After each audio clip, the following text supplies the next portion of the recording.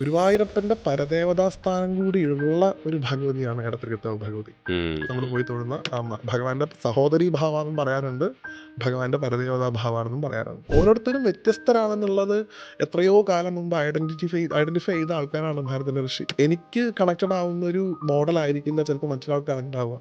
So we can choose his own model. അദ്ദേഹത്തിൻ്റെതായിട്ടുള്ള രീതി എടുക്കാം. ഒരിക്കലും അങ്ങോട്ടും ഇങ്ങോട്ടുള്ള ഈ ഭേദഭാവം പാടില്ല എന്നേ. എൻ്റെ വഴി മാത്രമാണ് ശരി, നിന്റെ വഴി മാത്രമാണ് ശരി എന്നുള്ള ഭേദഭാവം ഇല്ലാതെ എല്ലാവരും സഞ്ചരിച്ചെത്തുന്നത് ഒരു സ്ഥലത്തേക്ക് തന്നെയാണെന്നുള്ള ചിന്ത ഉണ്ടായിക്കഴിഞ്ഞാൽ ഒരു ബുദ്ധിമുട്ടുണ്ട്. ഒരു കോൺസേർട്ടിന് കിട്ടുന്ന അത്രയും ഓഡിയൻസ് സാധാരണ സത്സംഗങ്ങൾക്ക് നമ്മുടെ നാട്ടിൽ അല്ലെങ്കിൽ ആധ്യാത്മികമായിട്ടുള്ള കാര്യങ്ങൾ കിട്ടിയിരുന്നു. പക്ഷേ ഒരു കൂട്ടം ചെറുപ്പക്കാർ വന്ന് പാട്ട് പാടി, എന്താ പാടി, മനോഹരി രാധേ രാധേ എന്ന് പറഞ്ഞിട്ടൊരു പാട്ടൊക്കെ പാടി അല്ലേ.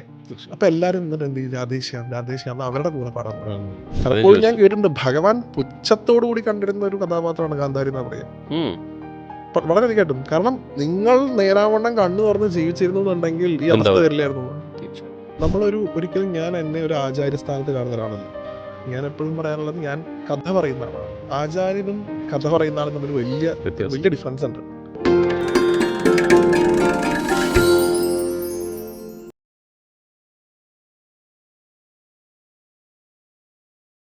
നമസ്തേ, എല്ലാവർക്കും യതീഷയ്ക്ക് സ്വാഗതം. എനിക്കൊന്ന് 9 മാസമായി നമ്മളൊരു അതിഥിയെ കണ്ട്, പിന്നെ അതിഥിയുടെ തിരക്കുകൾ കാരണം പിന്നീട് എപ്പിസോഡുകൾ നടന്നിട്ടില്ല. അപ്പോൾ വീണ്ടും ആ അതിഥിയിലേക്ക് നമുക്ക് വരാം. എന്നത്തെയും പോലെ അധികം മുഖവരയില്ലാതെ നേരിട്ട് അതിഥി സ്വാഗതം. നമസ്തേ. നമ്മൾ ഗ്രാറ്റിറ്റ്യൂഡിലാണ് നിർത്തിയത് അന്ന്, കൃഷ്ണൻ അല്ലേ? ഗ്രാറ്റിറ്റ്യൂഡ് കൊടുക്കുക. ഇന്നിപ്പം എല്ലാവരും യൂണിവേഴ്സിനെ താങ്ക് ചെയ്യുക എന്നൊക്കെ പറഞ്ഞു പോകുന്ന ഈ സമ്പ്രദായം എത്രയോ നാളുകൾക്ക് മുമ്പ് ഭാരതത്തിന്റെ ഋഷി പറഞ്ഞു വെച്ചിരുന്നു എന്ന് പറഞ്ഞിട്ടാണ് അന്ന് ഇവിടുന്ന് പോയത്. വലിയ സന്തോഷം. അതിൻ്റെ ഇടയിൽ ഒരുപാട് കോൺട്രവേഴ്സികൾ, ഒരുപാട് ഗുരുവായൂരപ്പന്റെ അനുഗ്രഹം, ഗുരുവായൂരപ്പന്റെ കടാക്ഷം ഗുരുവായൂരപ്പന് കൊടുക്കുക, അത്രേ ഉള്ളൂ.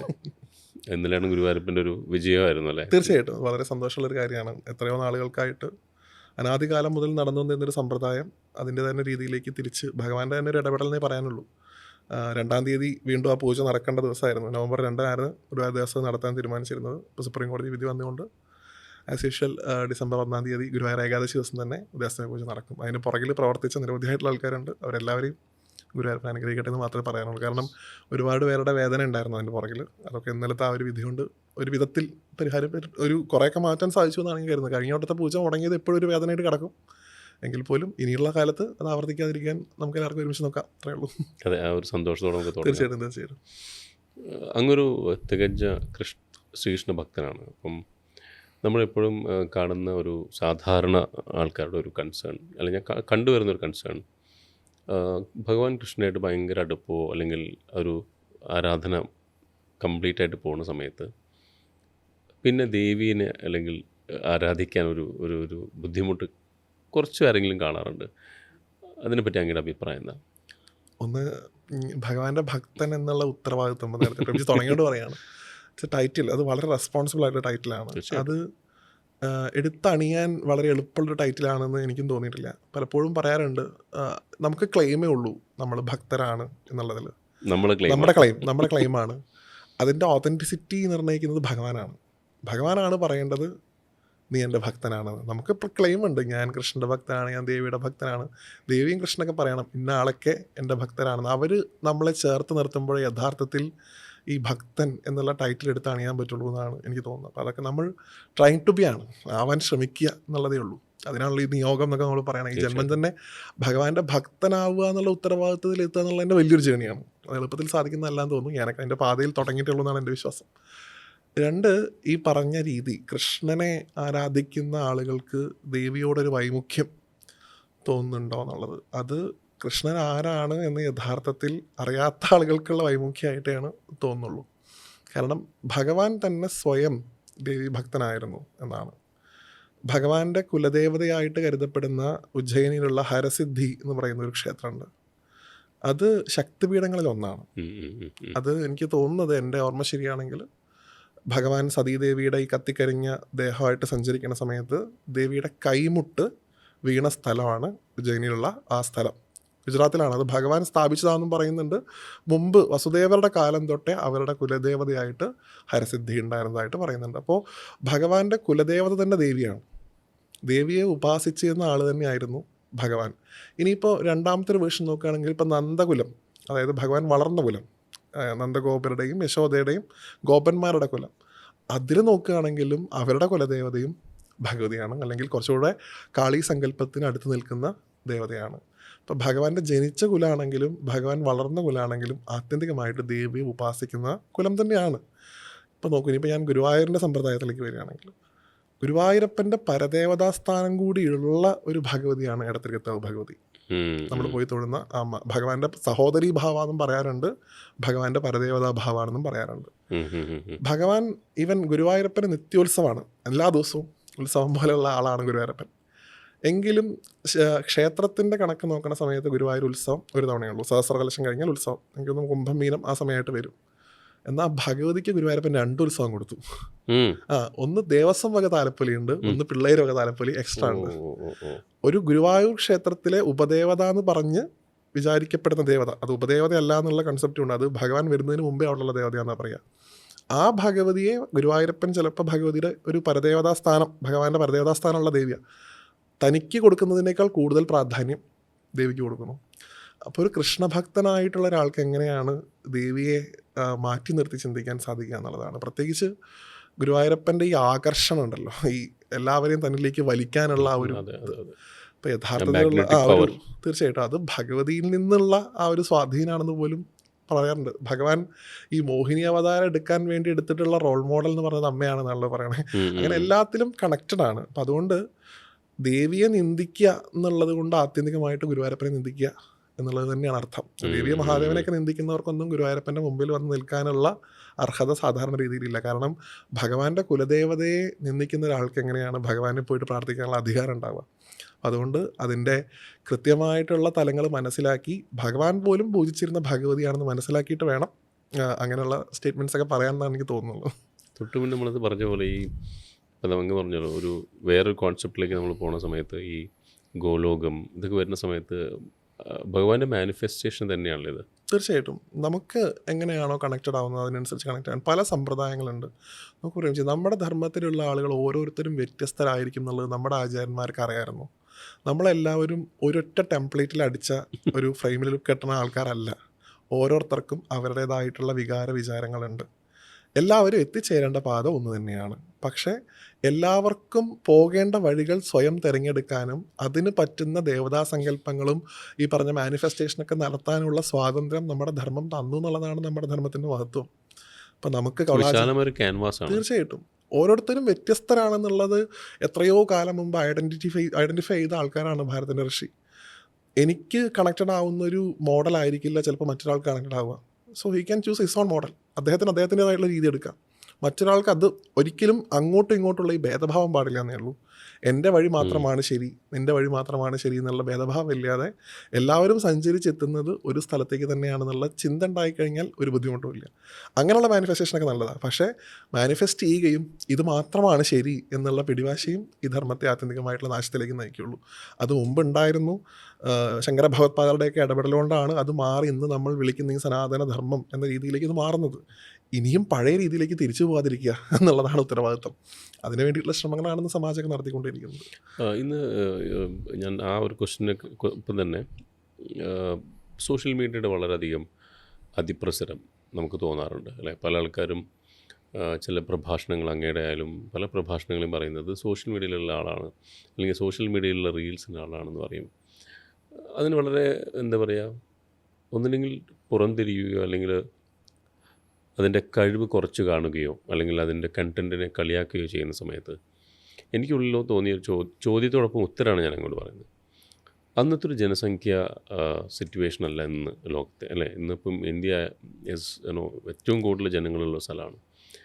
അന്ന് സൂതന്മാർ പാടി നടന്ന പോലെ ഇന്ന് പാടി നടക്കാൻ പറ്റില്ല. ഇനി പാടി നടന്നാൽ തന്നെ എനിക്ക് തോന്നുന്നൊരു വില്ലേജ് പോലും കവർ ചെയ്യാൻ സമയമെടുക്കും, അത്രയും ജനങ്ങളുണ്ട്.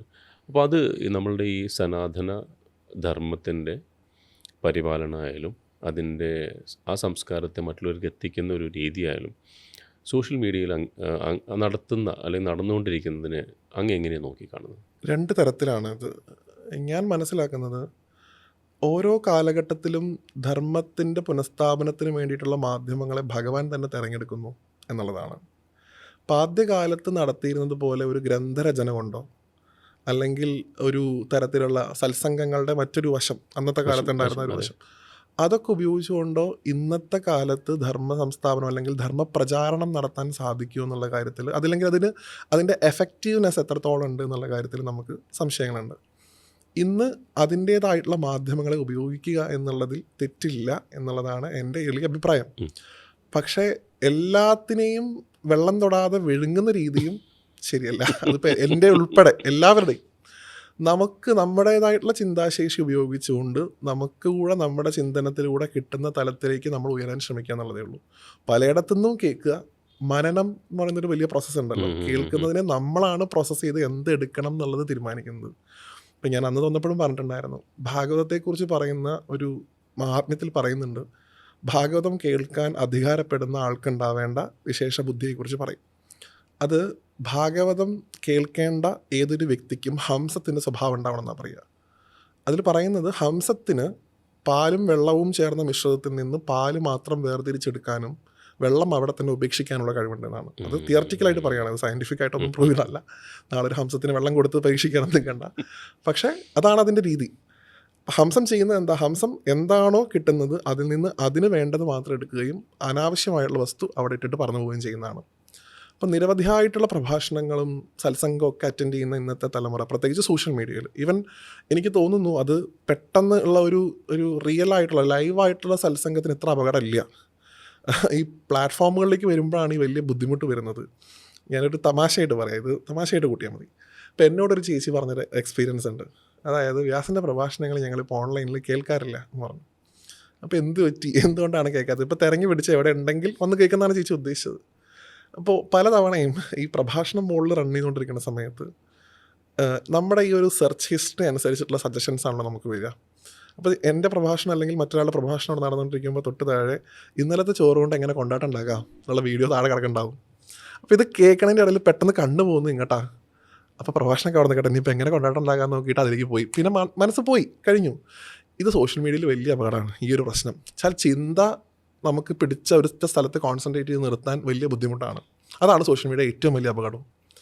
ഒരു മിനിറ്റ് സത്സംഗത്തിൽ പങ്കെടുത്തുകൊണ്ടിരിക്കുന്നതിൻ്റെ ഇടയിൽ എന്തൊക്കെ ചിന്തകളാണ് നമ്മുടെ മനസ്സിലേക്ക് വരിക. അത് ട്രൈ ചെയ്യാൻ എളുപ്പമാണ് ഓൺലൈൻ ആകുമ്പോൾ.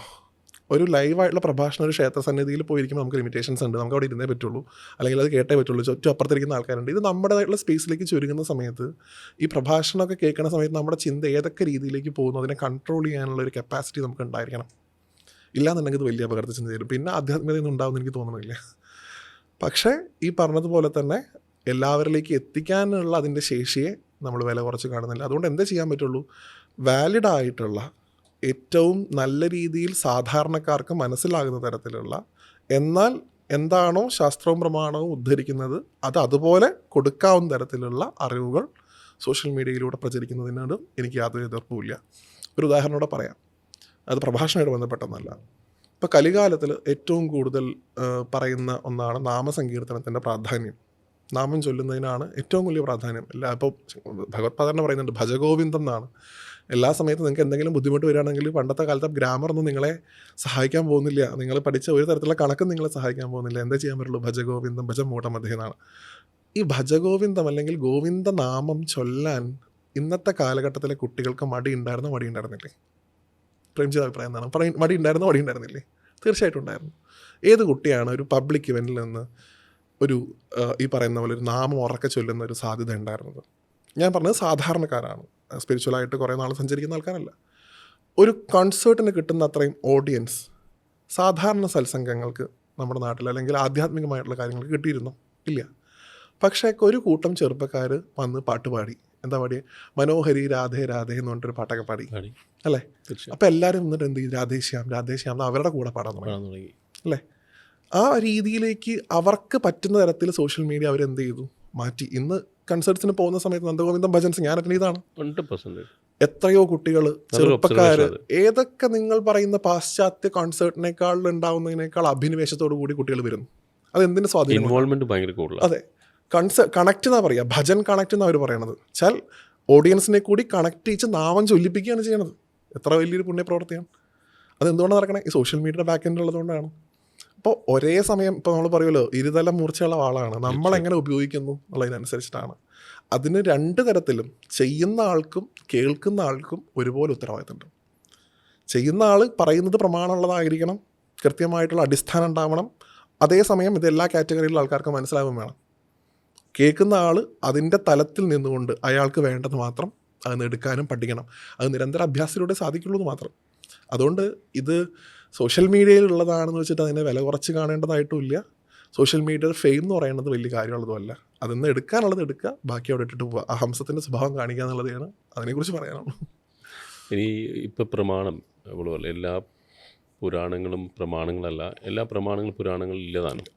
കാരണം ഇപ്പോൾ കഴിഞ്ഞ ദിവസം ഉള്ളൊരു ഇൻ്റർവ്യൂവിൽ ഞാൻ ആലോചിക്കുന്നത് വെച്ചാൽ ഇപ്പം വേദം, ഇതിഹാസം, പുരാണം, ഇങ്ങനെ മൂന്ന് കോൺസെപ്റ്റിൽ വരുന്ന സമയത്ത് അങ്ങേപ്പോൾ ഒരു പല കോൺട്രവേഴ്സിലും അങ്ങ് വന്നിട്ടുണ്ട്.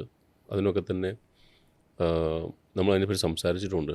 വളരെ കാം ആൻഡ് ക്വയറ്റായിട്ട്, അല്ലെങ്കിൽ വളരെ സ്ഥിരപ്രജ്ഞനായിട്ട് അതിനെ വളരെ വിശാല മനസ്സോടെ അത് കേൾക്കുകയും അതിനുവേണ്ട എല്ലാ ശ്രമങ്ങളും നടത്തും. കാരണം എന്നോട് ഞാനത് അറിയുന്ന ഒരാളായതുകൊണ്ട് പറയും. അപ്പം അങ്ങേപ്പോലൊരാൾ ഇങ്ങനെ ഒരു പബ്ലിക് പ്ലാറ്റ്ഫോമിൽ, അത് പ്രഭാഷണമാവട്ടെ, അപ്പം അങ്ങ് നേരത്തെ ഈ ഭജഗോവിന്ദത്തിനെ പറ്റി പറഞ്ഞ പോലെ ഒരുപാട് ആൾക്കാർ അങ്ങയുടെ പ്രഭാഷണം കേൾക്കാൻ യാത്ര ചെയ്ത് വരുന്നൊരു സമയം ആണിപ്പോൾ. അപ്പോൾ അങ്ങ് എത്രത്തോളം എങ്ങനെയാണ് അങ്ങ് ഈ ജോലി, ഈ ഫാമിലി ജോലി എന്ന് വെച്ചാൽ സാധാരണ ഒരു ജോലിയല്ല അങ്ങയുടെ, അപ്പോൾ അങ്ങനത്തെ ഒരു ജോലിയുടെ ഇടയിൽ എപ്പോഴാണ് ഈ ഒരു ഇത്രയും റിസർച്ച് ചെയ്യാൻ, അതായത് എങ്ങനെയാണ് അങ്ങ് ഇത് പ്രഭാഷണമായിട്ട് വരുന്ന സമയത്ത് അങ്ങയുടെ പ്രിപ്പറേഷൻസ് എന്തൊക്കെയാണ്? തീർച്ചയായിട്ടും ഇപ്പം നേരത്തെ പറഞ്ഞതുപോലെ ഒരിക്കലും ഞാൻ എന്നെ ഒരു ആചാര്യസ്ഥാനത്ത് കാണുന്ന ഒരാളല്ല. ഞാൻ എപ്പോഴും പറയാറുള്ളത്, ഞാൻ കഥ പറയുന്ന ആളാണ്. ആചാര്യനും കഥ പറയുന്ന ആളും തമ്മിൽ വലിയ ഡിഫറൻസ് ഉണ്ട്. കഥ എന്ന് പറയുന്നത്, ഞാൻ അന്ന് പറഞ്ഞപ്പോൾ തന്നെയുള്ള ഒരു എക്സാമ്പിൾ എനിക്ക് പറയാനുള്ളൂ. ഒരു കുട്ടി മരുന്ന് കഴിക്കാതിരിക്കുന്ന സമയത്ത് ആ കുട്ടിയുടെ മരുന്നെടുത്ത് ഒരു ടോണിക്കാണെന്ന് കരുതുക. ആ ടോണിക്ക് എടുത്ത് ഒരു ഫ്രൂട്ടിയുടെ ബോക്സ് ചെറുതൊരു ഹോൾ ഉണ്ടാക്കി അതിനുള്ളിലേക്ക് മരുന്ന് വെച്ച് ആ സ്ട്രോ ഇട്ടിട്ട് മോനെ ഇത് കുടിക്കി എന്ന് പറഞ്ഞു കഴിഞ്ഞാൽ കുട്ടി കാണുന്നത് ഈ ടോണിക്കല്ല, ഈ ഫ്രൂട്ടിയാണ്. അവനത് ആസ്വദിച്ച് കുടിക്കുന്നു. എന്തോ ഒരു ടേസ്റ്റ് വ്യത്യാസമൊക്കെ ആദ്യം തോന്നും, പിന്നെ ശീലമായിക്കോളും അല്ലേ. ആത്യന്തികമായിട്ട് മനസ്സിലാക്കേണ്ടത് ഇതിനകത്തുള്ള മരുന്നാണ്. നമ്മളൊക്കെ ഇത് ഷുഗർ കോട്ട് ചെയ്യുന്ന ആൾക്കാരാണ്. ആചാര്യസ്ഥാനത്തുള്ള ആൾക്കാർ ടോണിക്കായിട്ട് തന്നെ എടുത്ത് കൊടുക്കാൻ ശേഷിയുള്ളവരാണ്. അതാവുക എന്ന് പറയുന്നത് വലിയ ഉത്തരവാദിത്തമാണ്. അത് സാധാരണ രീതിയിലുള്ള ആൾക്കാർക്കൊന്നും സാധിക്കില്ല. എന്നെപ്പോലുള്ള ആൾക്കാർ സാധിക്കുന്നത് ഞാൻ കരുതുന്നില്ല അറ്റ് പ്രസൻറ്റ്. എന്തായാലും നമുക്കിത് മധുരം കൂട്ടി കൊടുക്കാൻ ഉള്ള ഒരു ശ്രമം നടത്തണം എന്നേ ഉള്ളൂ. അങ്ങനെ കൊടുക്കണ സമയത്ത് തീർച്ചയായിട്ടും അതിൻ്റെ അന്തസത്ത ചോർന്നു പോകാൻ പാടില്ല. ടോണിക്കിൻ്റെ അളവ് കുറയാൻ പാടില്ല, ടോണിക്കിൻ്റെ മൂല്യം കുറയാൻ പാടില്ല. ആ കുറയാതിരിക്കാൻ എന്തൊക്കെ പരിശ്രമങ്ങൾ നടത്തണോ അത് നടത്തുക എന്നുള്ളതാണ്. അതിനിപ്പോൾ വായനയാവാം, കേൾക്കുന്നതാവാം. പിന്നെ ഒരിക്കലും അതിനെന്തെങ്കിലും തരത്തിലുള്ള നമ്മുടെ ധർമ്മത്തിൻ്റെ ഒരു പ്രത്യേകത എന്താണെന്ന് വെച്ച് കഴിഞ്ഞാൽ പല കാര്യങ്ങൾക്കും പല അഭിപ്രായങ്ങളുണ്ട്. ഇപ്പം ഞാൻ പറയുന്നൊരു അഭിപ്രായം ആയിരിക്കില്ല മറ്റൊരാൾ കേട്ടിട്ട് വന്നിട്ടുള്ള ഇത്രയും കാലത്തെ അയാളുടെ ഒരു വഴക്കം എന്ന് പറയുന്നത് ഇതേ ആയിരിക്കില്ല. ഇതെല്ലാം കൂടെ സമന്വയിപ്പിച്ച് എങ്ങനെ നമുക്ക് ഒരു ന്യൂട്രൽ ലെവലിൽ കൈകാര്യം ചെയ്യാം എന്നുള്ളതാണ് ഇതിൻ്റെ ഏറ്റവും വലിയൊരു ബുദ്ധിമുട്ട്. അതിന് എനിക്ക് സാധിക്കുന്ന ഒരു രീതി എന്ന് പറയുന്നത്, ഞാൻ അവലംബിക്കുന്ന രീതി എന്ന് പറയുന്നത്, സാധാരണക്കാരായിട്ടുള്ള ആൾക്കാർക്ക് മനസ്സിലാവുന്ന തരത്തിൽ കഥകളിലൂടെ അതിൻ്റെ അംശം പറഞ്ഞു കൊടുക്കുക എന്നുള്ളതാണ്. ഇപ്പം നേരത്തെ തന്നെ നമ്മൾ പറഞ്ഞു, ഇപ്പം നമ്മൾ ഈ സമൂഹം ഏറ്റവും കൂടുതൽ ചർച്ച ചെയ്തുകൊണ്ടിരിക്കുന്ന ഒരു കാര്യമാണ് ഈ ലഹരിയായിട്ട് ബന്ധപ്പെട്ട ബുദ്ധിമുട്ട് അല്ലേ, പ്രത്യേകിച്ച് യുവതലമുറയിലുള്ള കുട്ടികൾ. ഇപ്പം മേൽപ്പത്തൂരിൻ്റെ കഥ എടുക്കുകയാണെങ്കിൽ, മേൽപ്പത്തൂർ നാരായണ ഭട്ടതിരി ഈ വാതരോഗം വന്ന് ഗുരുവായൂരെത്തിയപ്പോൾ അദ്ദേഹത്തിൻ്റെ ശിഷ്യരെയോ അദ്ദേഹത്തിൻ്റെ ജ്യേഷ്ഠമാരോ എഴുത്തച്ഛനെ കാണാൻ അറിയിച്ചു എന്ന് പറഞ്ഞു. അദ്ദേഹം പോയപ്പോൾ അദ്ദേഹം എന്തോ ലഹരിയൊക്കെ ഉപയോഗിച്ചിരിക്കുകയാണെന്നൊക്കെയുള്ള വ്യാഖ്യാനമൊക്കെ ഉണ്ട്. ഞാനതൊന്നും പറയണില്ല. അദ്ദേഹം വന്ന ഈ ആൾക്കാരോട് പറയണു, നിങ്ങളുടെ ഗുരുനാഥനോട് പോയിട്ട് മത്സ്യം തൊട്ട് കൂട്ടാൻ പറ എന്നാണ് പറയണത്. അപ്പോൾ ഇവിടെ വന്ന് മേൽപ്പത്തൂരിനോട് അവർ വളരെയധികം ക്ഷോഭിച്ച് സംസാരിക്കണം. ഇങ്ങനെ ഒരാളെ കാണാൻ ഞങ്ങളെ വിട്ടല്ലോ, എന്താ അധമായിട്ടുള്ള കാര്യമാണ് അദ്ദേഹം പറയണത്. അപ്പോൾ നിങ്ങൾ എന്താണ് പറഞ്ഞതെന്ന് പറയൂ എന്നാണ് ഇദ്ദേഹം വീണ്ടും ചോദിക്കുന്നത്. അപ്പോഴാണ് പറഞ്ഞത് മത്സ്യം തൊട്ട് കൂട്ടാൻ പറഞ്ഞു. അപ്പോഴാണ് നേരത്തെ പറഞ്ഞതുപോലെ മേൽപ്പത്തൂർ ഹംസ സ്വഭാവമുള്ള ആളായിരുന്നു. എന്താണോ എടുക്കേണ്ടത് അത് മാത്രം എടുത്തു. അതായത് മത്സ്യം തൊട്ട് എഴുതാനാണ് പറഞ്ഞത് എന്നുള്ളത് എടുക്കാനുള്ള വിശേഷ ബുദ്ധി അദ്ദേഹത്തിനുണ്ടായി. ഇന്നത്തെ കുട്ടികളോടാണ് നിങ്ങളിത് പറഞ്ഞിരുന്നെങ്കിൽ അടുത്ത മാർക്കറ്റ് എവിടെയെന്ന് ചോദിക്കുക, ഇത് കൊണ്ടുപോകണല്ലോ ഗുരുവായൂർ പോകുമ്പോഴേക്കും. കാരണം മത്സ്യം തൊട്ട് കൂട്ടാനുള്ള സാധനം ഇവിടുന്ന് വാങ്ങി കൊടുക്കണം ഗുരുനാഥന്. ചിന്താശേഷി പോയി ഇന്നത്തെ കുട്ടികളുടെ. അതായത് ഇന്ന് വരുന്ന തലമുറയിലുള്ള പല കുട്ടികളുടെ, ഞാൻ മുഴുവൻ യുവതലമുറയെ അടച്ചാക്ഷേപിക്കുകയല്ല, പല ആളുകളും, ഞാൻ ചെറിയൊരു ഉദാഹരണത്തോടെ പറയുന്നത്, എനിക്ക് ഈ പ്രഭാഷണങ്ങളിൽ നിന്നാവുന്ന അനുഭവങ്ങളാണ്. തിരുവനന്തപുരം ഭാഗത്ത് ഒരു പ്രഭാഷണം നടത്തിക്കൊണ്ടിരിക്കുന്ന സമയത്ത് ഭഗവാന്റെ സ്വർഗ്ഗാരോഹണമാണ് പറയണത്. ഭഗവാന്റെ സ്വർഗ്ഗാരോഹണം പറഞ്ഞ് അവസാനിപ്പിക്കുന്നത് എങ്ങനെ? അങ്ങനെ ദ്വാരകയുടെ നാശത്തിന് ശേഷം യാദവന്മാർ തമ്മിൽ തല്ലി മരിച്ചതിന് ശേഷം ബലഭദ്രൻ അദ്ദേഹത്തിൻ്റെ സ്വരൂപമായിട്ടുള്ള അനന്തൻ അതിലേക്ക് തിരിച്ചു പോകുന്നു. ആദ്യം ഭഗവാൻ വനത്തിൽ പോയി ധ്യാനിക്കുന്നു, ഒരു കാല് താഴേക്ക് ഇടുന്നു, മരത്തിൻ്റെ മുകളിൽ കയറി ധ്യാനിക്കുന്നു. അപ്പോൾ അതുവഴി ഒരു കാട്ടാളൻ വരുന്നു, അദ്ദേഹത്തിൻ്റെ പെരുവിരലിലേക്ക് അമ്പ് ചെയ്യുന്നു. ഞാൻ അവസാനിപ്പിച്ചത് പറഞ്ഞാൽ അങ്ങനെ വേടൻ്റെ അമ്പ് കൊണ്ട് ഭഗവാൻ സുധാമത്തിലേക്ക് തിരിച്ചു പോയി എന്നാണ്. എൻ്റെ മുമ്പിലുണ്ടായിരുന്ന 2 കുട്ടികൾ, ഏകദേശം 10ാം ക്ലാസ് പഠിക്കുന്ന കുട്ടികൾ എന്നോട് നീറ്റെന്ന് പറഞ്ഞാൽ ഞങ്ങളുടെ വേടൻ ചേട്ടൻ അങ്ങനെ ചെയ്യില്ല എന്നാണ്. അവരുദ്ദേശിച്ച വേടൻ വേറെയാണ്, ഞാൻ ഉദ്ദേശിച്ച വേടനല്ല അവരുദ്ദേശിച്ച വേടൻ. അവരുടെ മനസ്സിലുള്ള പിക്ചർ എന്താണ് ഈ വേടനെ കുറിച്ചുള്ളത്, ആ വേടനെ ഇന്നത്തെ കുട്ടികൾക്ക് ഭൂരിഭാഗം പേർക്കും അറിയുള്ളൂ എന്നുള്ളതാണ് പ്രശ്നം. നമ്മൾ ശ്രമിക്കുന്നത് ഇങ്ങനെ ഒരു വേടൻ ഉണ്ട് എന്ന് പഠിപ്പിക്കാനാണ്. അത് കഥയിലൂടെ പറയുക. ആ കഥ അവർക്ക് കേൾക്കാൻ താല്പര്യം ഉണ്ടെന്നുണ്ടെങ്കിൽ ആ കഥയിലൂടെ അവർ ആ ടോണിക്ക് കുടിക്കട്ടെ. അതിന് വേണ്ട ശ്രമങ്ങൾ ഗുരുവായൂരപ്പൻ്റെ അനുഗ്രഹത്താൽ പല രീതിയിലും ഇന്ന് ഇപ്പോൾ വായനയാണെങ്കിലും മറ്റ് പ്രഭാഷണങ്ങളാണെങ്കിലും ഒക്കെ എടുക്കുന്നു. ഇപ്പോൾ കൂടുതൽ ഒന്നുകൂടെ ഒന്ന് വിജിലൻ്റ് ആവുന്നു. അതിനകത്ത് ഈ പറയുന്നത് പോലെ എന്തെങ്കിലും തരത്തിലൊരാളെ വഴിതെറ്റിച്ച് വിടുന്ന എന്തെങ്കിലും കാര്യങ്ങളുണ്ടോ, അല്ലെങ്കിൽ സതുദ്ദേശത്തോടു കൂടി നമ്മൾ പറയുന്നൊരു സ്റ്റേറ്റ്മെൻ്റ് ആണെങ്കിൽ പോലും അതിനെ വക്രീകരിക്കാനുള്ള സാധ്യതകളുണ്ടോ എന്ന് പരിശോധിച്ചതിന് ശേഷം അത് ഡെലിവറി ചെയ്യുക എന്നുള്ളതാണ്. 2, അതിൻ്റെ പ്രമാണം കൃത്യമായിട്ട് പരിശോധിക്കുക. ഇത് 2 ഉണ്ടെങ്കിലാണ് കൂടുതലായിട്ട് ഇപ്പോൾ സംസാരിക്കാറുള്ളൂ എന്നുള്ളത് മാത്രമേ ഉള്ളൂ. ഇപ്പോൾ അങ്ങ് പറഞ്ഞതിനോട് യോജിപ്പ് ചിലപ്പോൾ ചില ഉണ്ടാവാതിരിക്കും. അപ്പം കുട്ടികൾ ഇന്നത്തെ തലമുറ എനിക്ക് തോന്നുന്നു കുറച്ചും കൂടിയും പെട്ടെന്ന് വളരെ ഷാർപ്പാണ്. അതോടൊപ്പം തന്നെ ചില കാര്യങ്ങളിൽ അങ്ങ് പറഞ്ഞ വളരെ ക്ഷിപ്രം അല്ല പെട്ടെന്ന് പറയുന്ന ആൾക്കാരാണ്. പണ്ടൊക്കെ നമുക്ക് സത്യം പറയണം എന്നൊക്കെ നമുക്ക് പഠിപ്പിക്കേണ്ടിയിരുന്നു. പക്ഷേ ഇന്നത്തെ കുട്ടികൾ ഇപ്പോൾ ജെൻസി എടുത്താലും ഇപ്പോൾ ആൽഫ ആയാലും അവരൊക്കെ സത്യം പറയൂ അല്ലേ? അവർ ഇപ്പം മുഖത്ത് ഈ കാര്യം പറയാമെന്നുള്ള അതിലൊരുപാട് കുഴപ്പങ്ങളുണ്ട്. കാരണം നേരത്തെ പറഞ്ഞ പോലെ ഒരു വീഡിയോ കണ്ടുകൊണ്ടിരിക്കുന്ന സമയത്ത് വേറെ വീഡിയോ പോപ്പപ്പ് ചെയ്യുന്നതും പണ്ട് നമ്മളായിരുന്നു ഡിസൈഡ്. ഇപ്പോൾ ഒരു ലൈബ്രറി പോയി കഴിഞ്ഞാൽ അല്ലേ നമ്മൾ ഡിസൈഡ് ചെയ്യും ആ ബുക്ക് വായിച്ചാൽ. ഇപ്പം നമ്മൾ നമ്മളൊരു എക്സാമ്പിൾ പറയുന്നത്, ഇപ്പം മുകുന്ദൻ്റെ ഒരു ബുക്ക് എടുത്ത് വായിക്കുന്നു. നമ്മളത് വായിച്ചു കഴിയുമ്പോഴായിരിക്കും നമുക്ക് തോന്നുക വേറൊരു ബുക്ക് വായിക്കണം, അല്ലെങ്കിൽ അത് വായിക്കുമ്പോൾ തോന്നും പ്രതിമയും രാജകുമാരി വായിക്കാൻ തോന്നും. അതിൽ നിന്നാണ് നമ്മൾ സെലക്ട് ചെയ്ത് പോകുന്നത്. അതേപോലെ അതേ എഴുത്തുള്ള വേറെ ആൾ നമ്മൾ കണ്ടുപിടിക്കുകയും ചെയ്യും. പക്ഷെ ഇന്ന് നമ്മളാണ് അല്ലേ നമുക്ക് വന്ന് വേറെ ആൾ പറയുക ഇത് വായിക്കൂ ഇത് കാണൂ എന്നുള്ളത്. അങ്ങനെയുള്ള സമയത്ത് പല സ്ഥലങ്ങളിലും ഈ കുട്ടികൾ വേറെ വഴിക്ക് പെടുന്നുണ്ട്. വന്ന വഴി നമ്മൾ മറന്നു പോകും അല്ലേ, നമ്മൾ കണ്ടുകൊണ്ടിരിക്കുമ്പോൾ നമുക്കൊക്കെ ഉണ്ടാകുന്നൊരവസ്ഥയാണ്. അപ്പോൾ ഈ പ്രഭാഷണ സമയത്ത് അങ്ങേക്ക് ഇതേപോലത്തെ അനുഭവങ്ങളുണ്ടല്ലോ. അപ്പോൾ ഈ പെട്ടെന്നൊരു കുട്ടി നീട്ട് പറയാം, അല്ലെങ്കിൽ അതല്ല എന്ന് പറയാം. അങ്ങനെ ഒരു സമയത്ത് അങ്ങ് എങ്ങനെയാണ് അതിനെ, ഇപ്പോൾ വേടൻ്റെ കാര്യം പറഞ്ഞു, so how do you handle it? ഇല്ല, നോക്കൂ, വേടൻ ചേട്ടൻ അങ്ങനെ ചെയ്യില്ല എന്ന് പറയുന്നത് ഒരിക്കലും ഒരു അജ്ഞതയല്ല. അതൊന്നും അങ്ങനെ കാണേണ്ട ആവശ്യമില്ല. നമ്മുടെ ഒരു സമാജത്തിലെ കുട്ടികൾക്ക് ഇന്ന് കിട്ടുന്ന ആധ്യാത്മിക വിദ്യാഭ്യാസത്തിൻ്റെ കുറവാണത് കാണിക്കുന്നത് എന്നാണ്. അപ്പോൾ അവരെ ആകർഷിക്കാൻ തരത്തിൽ ഞാൻ നേരത്തെ പറഞ്ഞ പോലെ പ്രമാണങ്ങളിൽ നിന്നുകൊണ്ട് എങ്ങനെ സംസാരിക്കാം എന്നുള്ളതിനെക്കുറിച്ചാണ് ഞാൻ ഉൾപ്പെടെ നിരവധിയായിട്ടുള്ള ആൾക്കാർ ചിന്തിച്ചുകൊണ്ടിരിക്കുന്നത്. കാരണം അവരാണ് ഈ ധർമ്മത്തെ ഇനി മുന്നോട്ട് കൊണ്ടുപോകാനുള്ള ആളുകൾ. ഞാൻ എപ്പോഴും പറയാറുണ്ട്, ഈ ഭഗവാൻ ഈ ധർമ്മ സംസ്ഥാപനത്തിനായിട്ട് അവതരിക്കും എന്ന് പറയുമ്പോൾ നമ്മുടെ വിചാരം ഒരാളൊറ്റയ്ക്ക് വന്ന് ഈ ബാക്കിയുള്ള ആൾക്കാരൊക്കെ ഇങ്ങനെ കൊന്നു തീർക്കുക, അതല്ല. ഭഗവാന്റെ സൈന്യം, ഇപ്പോൾ നമ്മൾ എല്ലമാർക്കെ കുറിച്ചൊക്കെ പറയാറുണ്ടല്ലോ, അല്ലേ, മുരുക സൈന്യം എന്ന് അദ്ദേഹം വിളിക്കുക. നമ്മളൊക്കെ ഭഗവാന്റെ സൈന്യത്തിലെ അംഗങ്ങളാണ്. നമ്മുടെ ഉത്തരവാദിത്തം എന്താ? സ്വയം ഭഗവാന് വേണ്ടി അധ്വാനിക്കുക, ധർമ്മത്തിന് വേണ്ടി അധ്വാനിക്കുക. 2, വരാൻ പോകുന്ന ധർമ്മത്തിൻ്റെ സംരക്ഷണത്തിന് വേണ്ടി പുതിയ പടയാളികളെ സജ്ജീകരിക്കുക എന്നുള്ളതാണ്. അതിന് അവർക്ക് വേണ്ട ജ്ഞാനം ആദ്യം തന്നെ ചിലപ്പോൾ കട്ടി കൂട്ടിക്കൊടുത്താൽ അവർക്കത് സാധിച്ചോളണമെന്നില്ല എന്നുള്ളതാണ് എൻ്റെ അഭിപ്രായം. അതുകൊണ്ടാണല്ലോ ശ്രവണം കീർത്തനം വിഷ്ണു എന്നാണല്ലോ പറഞ്ഞു തുടങ്ങിയത്. അതായത് കേട്ട് തുടങ്ങൂ നിങ്ങൾ എന്നാണ്. ആദ്യം തന്നെ വലിയ തലങ്ങളിലേക്ക് പോകാതെ കഥകൾ കേൾക്കുക എന്നുള്ളത് തന്നെയാണ്. നാമം ചൊല്ലുക, കഥകൾ കേൾക്കുക എന്നുള്ളതാണ് ആധ്യാത്മികയുടെ ആദ്യ തലം എന്നാണ് ഞാൻ വിശ്വസിക്കുന്നത്. ഞാൻ ആദ്യ തലത്തിൽ നിൽക്കുന്ന ആളാണ്. കഥകൾ പറയുക, നാമം ചൊല്ലിക്കുക, ഇതാണ് എൻ്റെ ഡ്യൂട്ടി, ഇത്രയേ ഉള്ളൂ. അതെങ്ങനെയൊക്കെ ചെയ്യാൻ സാധിക്കും, അതിൽ നമ്മുടേതായിട്ടുള്ള നമ്മുടെ അനുഭവങ്ങളിൽ നിന്ന് നമ്മൾ പറയാൻ സാധിക്കുന്നത് പറയുന്നു. ഇപ്പോൾ ഒരു ഉദാഹരണം പറയുകയാണെങ്കിൽ, ഇപ്പോൾ കഴിഞ്ഞ ദിവസം നാരായണീയത്തിൻ്റെ ഒരു മഹാത്മ്യം പറയാനുള്ള ഒരു ഭാഗ്യമുണ്ടായി, ഒരു മുംബൈയിലുള്ള ഒരു സംഘടനയുടെ ഭാഗമായിട്ട്. അപ്പോൾ നാരായണീയത്തിൻ്റെ മഹാത്മ്യം നോക്കിയ സമയത്ത് ഭാഗവതത്തിലുള്ള ചില കാര്യങ്ങൾ നാരായണീയത്തിലില്ല, എന്നാൽ ചില കാര്യങ്ങൾ കൊണ്ടുവന്നിട്ടുണ്ട്. അപ്പോൾ ഞാൻ നോക്കിയ സമയത്ത് നാരായണീയത്തിൽ ഭാഗവതത്തിലുള്ള നരകവർണ്ണനയില്ല. നരകത്തെക്കുറിച്ച് വർണ്ണിച്ചിട്ടുണ്ട് ഭാഗവതത്തിൽ, നാരായണീയത്തിൽ വന്നപ്പോൾ അതില്ല. അതിനേക്കാൾ എനിക്ക് സന്തോഷം തോന്നിയൊരു കാര്യം, ഭാഗവതത്തിൽ ഭഗവാന്റെ സ്വധാമഗമനം ഉണ്ട്. അതായത് ഭഗവാൻ ഇവിടുന്ന് പോണു എന്നുള്ള ഭാഗമുണ്ട്. നാരായണീയത്തിൽ അതില്ല, സ്വർഗാരോഹണം ഇല്ല. അവര് മുകളിലേക്ക് പോകുന്നില്ല. ഇല്ല, ഭഗവാൻ ഇവിടെ ഉണ്ട്. കാരണം മേൽപ്പത്തൂർ നോക്കുമ്പോൾ ഭഗവാൻ ഇങ്ങനെ കണ്ടുകൊണ്ടിരിക്കുക, ഇയാൾ എവിടെ പോയി എന്നാണ് പറയണത് എന്നാണ് മേൽപ്പത്തൂർ ചോദിക്കുന്നത്. അതുകൊണ്ട് എഴുതേണ്ട ആവശ്യമില്ലെന്ന് അദ്ദേഹം തീരുമാനിച്ചു. ഭഗവാന്റെ മുമ്പിൽ, മേൽപ്പത്തൂരിന്റെ മുമ്പിൽ ഭഗവാൻ ഇങ്ങനെ നിൽക്കണു. പിന്നെ ഇദ്ദേഹം ഏത് സ്വർഗത്തിൽ പോയി എന്നായിരിക്കണം, ഭഗവാൻ ഇവിടെ ഉണ്ട് എന്നുള്ളതുകൊണ്ടാണ് ഭഗവാന്റെ സ്വർഗാരോഹണം മേൽപ്പത്തൂർ എഴുതിയില്ല എന്ന് പറയും. അതല്ല പറഞ്ഞത്, ഈ നരകവർണ്ണന ഇല്ല നാരായണീയത്തിൽ. അപ്പം നമ്മളതിനെ ഈ പറയുന്ന ആധ്യാത്മികയുടെ ആദ്യ തലത്തിൽ നിൽക്കുന്ന ആളുകൾക്ക് വിശദീകരിച്ച് കൊടുക്കുമ്പോൾ, നാരായണീയത്തിൽ നരകവർണ്ണന എന്തുകൊണ്ട് ഉൾപ്പെടുത്തിയില്ല? നാരായണീയം വായിക്കുന്ന ആളുകൾക്ക് നരകത്തെക്കുറിച്ച് ചിന്തിക്കേണ്ട ആവശ്യം വരുന്നില്ല. നാരായണീയം വായിക്കുന്ന ആളുകൾക്ക് ഇനി നരകത്തെക്കുറിച്ച് അറിയാം, നിങ്ങൾ ഇങ്ങനെ ഒരു സ്ഥലം ഉണ്ടെന്ന് അറിയും കൂടെ വേണ്ട. കാരണം എന്താ, നിങ്ങൾ അവിടെ പോകേണ്ട ആൾക്കാരല്ല. അത് നമ്മുടെ ഇൻ്റർപ്രിട്ടേഷനാണ്. അത് ശരിയാവാം, തെറ്റാവാം.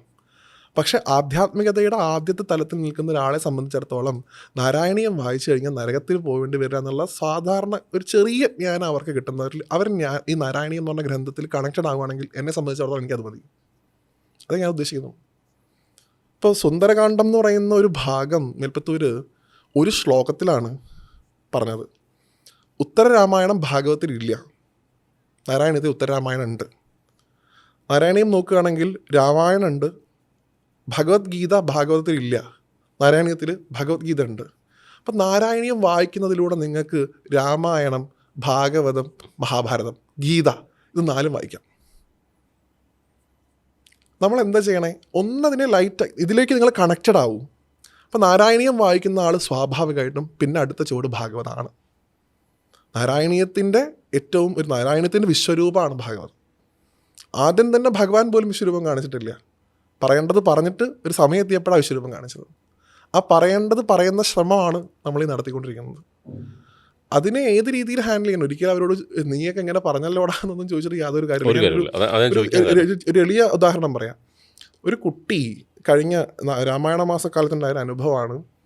ഒരമ്മ എന്നെ വിളിച്ച് കരഞ്ഞുകൊണ്ട് സംസാരിക്കുക. അവർ പറയുന്നത്, എൻ്റെ മകനെ ഇനി ഈ ധർമ്മത്തിന് കിട്ടില്ല വ്യാസൻ എന്നാണ് പറഞ്ഞത്. എന്താ അതിൻ്റെ കാരണം എന്ന് ചോദിച്ചാൽ പറഞ്ഞത്, അവന് പിറ്റേ ദിവസം സ്കൂളിൽ രാമായണം ക്യുസാണ്. അപ്പോൾ എനിക്ക് അയാൾ വന്നത്, ഈ കുട്ടി സ്കൂൾ വിട്ട് വന്നിരിക്കുന്നത് എപ്പോഴാണ്? 4:30-5 മണിയായിട്ടാണ് ഇയാൾ വരുന്നത്. ഇയാളുടെ ഹോംവർക്കൊക്കെ ഇയാൾ കംപ്ലീറ്റ് ചെയ്യണം. ഇയാൾ കുളിച്ച് വൃത്തിയായിട്ട് നാളെ ക്യൂസ് ഉണ്ടല്ലോ എന്ന് കരുതി ഇദ്ദേഹം രാമായണം പുസ്തകം എടുത്തിട്ട് സിറ്റ് ഔട്ടിലിരുന്ന് ഇങ്ങനെ വായിച്ചുകൊണ്ടിരിക്കുക. അത്രേ പുറകിൽ നിന്ന് അടിയാണ്. ഇവിടെ ഈ ഭാഗത്തേക്ക്, കഴുത്തിൻ്റെ ഭാഗത്തേക്ക് അടിച്ചു എന്ന് അവർ പറഞ്ഞത്. ഭർത്താവിൻ്റെ അമ്മ വന്നിട്ട് കുട്ടിയുടെ കഴുത്തിൻ്റെ ഭാഗത്തേക്ക് അടിച്ചു. എന്നിട്ട് അവരെന്താ കോസ് പറഞ്ഞത്? സന്ധ്യയ്ക്ക് ശേഷം രാമായണം വായിക്കാൻ പാടില്ല എന്ന്. മനസ്സിലായില്ലേ? അതായത് ഹനുമാൻ സ്വാമി സന്ധ്യാവന്തനത്തിന് പോണ സമയമാണ്. ഈ സമയത്ത് രാമായണം വായിച്ചു കഴിഞ്ഞാൽ ഭഗവാന്റെ സന്ധ്യാവന്തനം മുടങ്ങും. അതുകൊണ്ട് നീ ഈ സമയത്ത് രാമായണം വായിച്ച് ഈ കുടുംബം മുടിക്കാൻ നോക്കിയില്ലെന്ന് വെച്ചിട്ട് അടിച്ചത്. ഞാൻ ആലോചിക്കുകയാണ്, ആ കുട്ടി ജീവിതത്തിൽ നീ അത് തുറക്കും? തീർച്ചയായിട്ടും എങ്ങനെ തുറക്കും? എന്നെ ഇങ്ങനെ ഇതാണോ എൻ്റെ ധർമ്മം എന്നൊരു ചോദ്യം ആ കുട്ടിയുടെ മനസ്സിൽ വരില്ലേ? പിന്നെ എന്തിനാണ് നമ്മളിത് പറഞ്ഞു കൊടുക്കുന്നത്?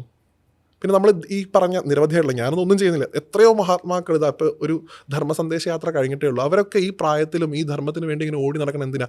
വരുന്ന തലമുറയെ പ്രിപ്പയർ ചെയ്യിക്കാനാണ്.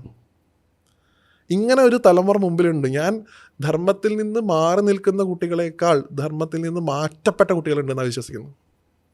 പുറത്തൊക്കെ നമ്മൾ തന്നെ പിടിച്ച് മാറ്റി നിർത്തിയ ആൾക്കാരാണ്. അപ്പോൾ അവരെ കൊണ്ടുവരിക എന്നുള്ളതാണ് നിമിത്തം. അതുകൊണ്ട് അവർക്ക് പറ്റുന്ന തരത്തിൽ, അവർക്ക് എങ്ങനെയാണോ സാധിക്കുന്നത് അവർക്ക് മനസ്സിലാക്കാവുന്ന തരത്തിൽ ഇതിൻ്റെ ബാലപാഠങ്ങൾ പറഞ്ഞു കൊടുക്കുക. അതിന് ഏത് മാർഗവും സ്വീകരിക്കാമെന്നാണ് ഭഗവാൻ തന്നെ പറയുന്നുണ്ടല്ലോ അല്ലേ?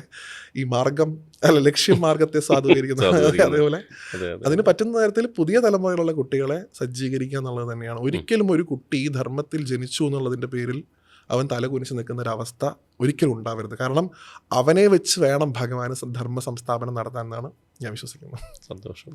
ഞാനത് ഇതിനോടൊരു ചോദ്യമായിട്ട് കണക്കാക്കണ്ട. ഞങ്ങളൊന്ന് യാത്ര ചെയ്ത് വരുന്ന സമയത്ത് എൻ്റെ സുഹൃത്ത് ഇങ്ങനെ പറഞ്ഞു, ഞാനിങ്ങനെ വ്യാസനെയാണ്. അവനോട് പറഞ്ഞാൽ കുറേ കാലം മുന്നേ വന്നതാണല്ലോ, പിന്നെ വന്നിട്ടില്ല.